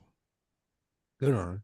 I think this is a great good earner episode because of the setup that it has for the rest of the series. Fair enough. What say you, Rich? Same. I'm giving it a good earner. We finally get an answer on Junior's condition. We finally meet some of these, Phil Leotardo scene and stuff like that. The Feech thing is heating up. Mm-hmm. And the New York beef is escalating. I think it's, like Spike said, it's a setup. It's not a made episode, but it's a little bit better than just another envelope. Yeah, y'all both bugging. This is a made episode. It's too many. It's too many quotables. What is this? The effing you in now? Next time there won't be a next time. Didn't I just say not to say that? Yeah, never had a moment. It's so many moments. You know what I mean? It's so many moments that I didn't realize. As far as the quotables. Yeah, it's so many moments I didn't realize was in one episode. So for me, it's made. But I mean, good earner's fair enough too. I respect it. I respect it. I respect it. Who gets the good earner chain? No Melfi this scene. No Carmela. Nope. Yeah, man, I think that was. This is the only episode in the entire series with no Carmela. I think that obviously shows to the strain on Tony's domestic life, and obviously no Melfi either. Yeah. Who gets the good earner chain from you, Spike? Good earner chain from me in this episode would have to go to Phil Leotardo. That's a good one. Phil made his presence like, do not fuck around. Johnny is my man's. I'm out. We out here on the streets. I don't give a fuck about none of the other stuff that you got going on and who you think you should be doing or what you think you should be doing. But here's what's happening. Yeah, Phil, definitely. All right, Rich. Who gets a good earner chain from you, Rich? Paulie Walnuts. Paulie Gutierrez, man. He gets a good earner chain. I think he takes things for the first time. We see him make some moves for himself. Tries to play both sides of things. Try to take every single angle and make an advantage of it. I just think he gets. I think he had a flawless episode as far as he did what we expect of Paulie. Yeah, I would go Paulie, but I'm gonna go Feech. I just think Feech just big dog. Like, yo, I picked you up on your lunch break. I looked out for the homie real quick. I'm getting you steaks on your lunch. Not only I'm gonna do that, let me get a little workout in. Let me go and work this little young landscaper real quick. Let me work him real quick because he's my spots now. You know what I'm saying? It's just like how he just been downplaying everything with Tony. He's definitely getting it off right now. So Feech La Manna, he get the good understanding for me. Broken Balls. Who get the Broken Balls award for this episode from you, Spike Lou? Christopher Montesanti. I know he thought he was doing the right thing. If he had listened to Tony, he wouldn't have been in this position. But however, you spoke up. You did the wrong thing. You got chastised by real gangsters in the sense of this is what needs to happen in this situation. So mine is Chris. I like that. What about you, Rich? My fault, y'all. Extremely low-hanging fruit. Extremely low-hanging. But it's Sal. Sal gets the broken balls, man. That's the great answer. Not only does he got, is he messed up, his cast is crazy. Yeah. So he can't even move. He has no mobility. Bro. He has no mobility in his right hand. He was promised 1,200. He only gets 5. He has to comp some yards and not no basic like little 30-minute cuts. I'm doing Johnny Sack's backyard, and it becomes a running joke for the rest of the season. Yeah, Well, yeah. we just see Sal just mowing people's yards for the rest of the season. Like he just like damn, bro. All because I was just doing my regular job and some dude just happened to get out of jail. 26 years, bro, doing this, and all of a sudden, like yeah, just because somebody got out of jail and now I'm all fucked up because of it. I lost my territory, all types of shit. Yeah, it's got to be Sal. For me, I'm going Bobby Bacala, man. You want to get a promotion? You want to do that? Hey, worry about controlling your wife, bro. Like, where my uncle at? Oh, he lost. Oh, okay. What's your wife doing? Oh, she over here arguing with me. Oh, okay. Yeah, you want to get promoted, bro? Handle your business at the crib first, bro. So it's definitely Bobby Bacala. He's sweating all day, just waiting around. What's your favorite line of the episode, Spike? What's the bar? My favorite line of the episode is I had a couple from this one, man. But I'm gonna go with what's yours is yours, Paulie. But what ain't is anybody else's. Now do yourself a favor and get the fuck out of my store. Feech La Manna. Let me see. Hold on.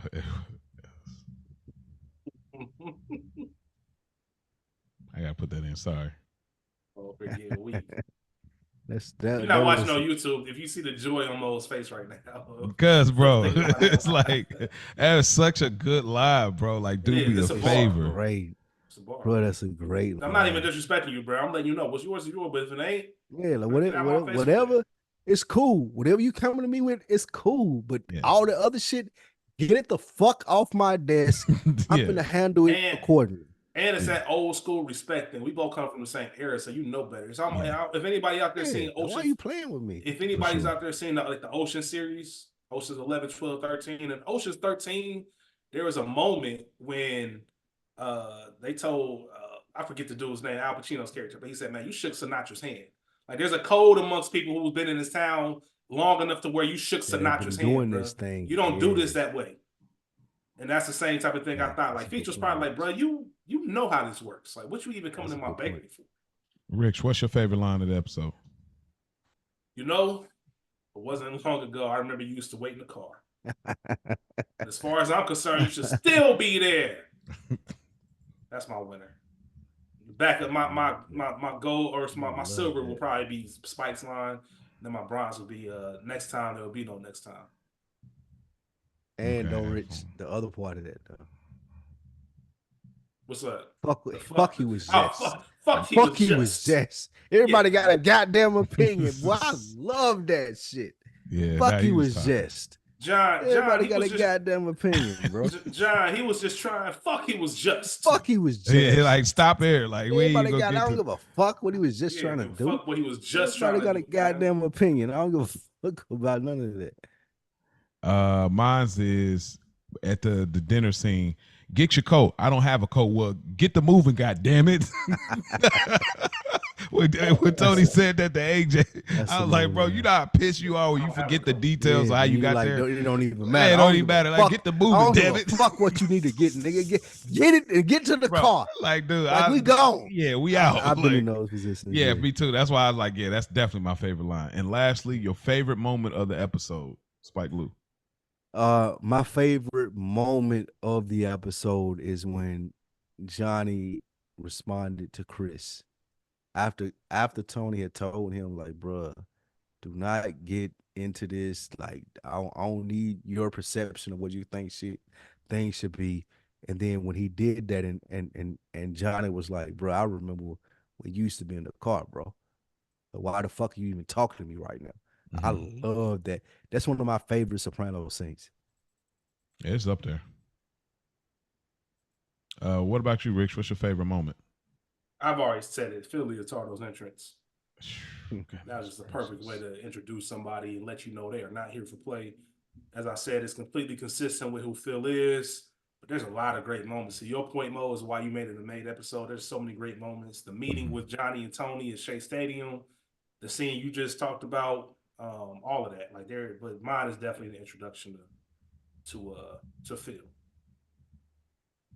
Mine's is the last scene, the Tony and Junior emotional scene, it's so layered, it's so deep, has so much there, it's so much unsaid, and that makes it so fire to me, man. I really enjoy that scene, and it's always does he, doesn't he, why didn't he, why should he, all those things. So definitely that last "Don't You Love Me," I love that scene. It holds so much weight. But yeah, that's our episode, man. We thank y'all for tuning in to Good Earners reviewing The Sopranos. Y'all can like, subscribe. Hey, Apple reviews are definitely welcome. Like, get us on the map here. Somebody said as far as we should be getting a bag from HBO Max. So y'all, do y'all due diligence. If y'all enjoying this, hit us up, goodearnerpod@gmail.com or Instagram, goodearnerpod_Sopranos.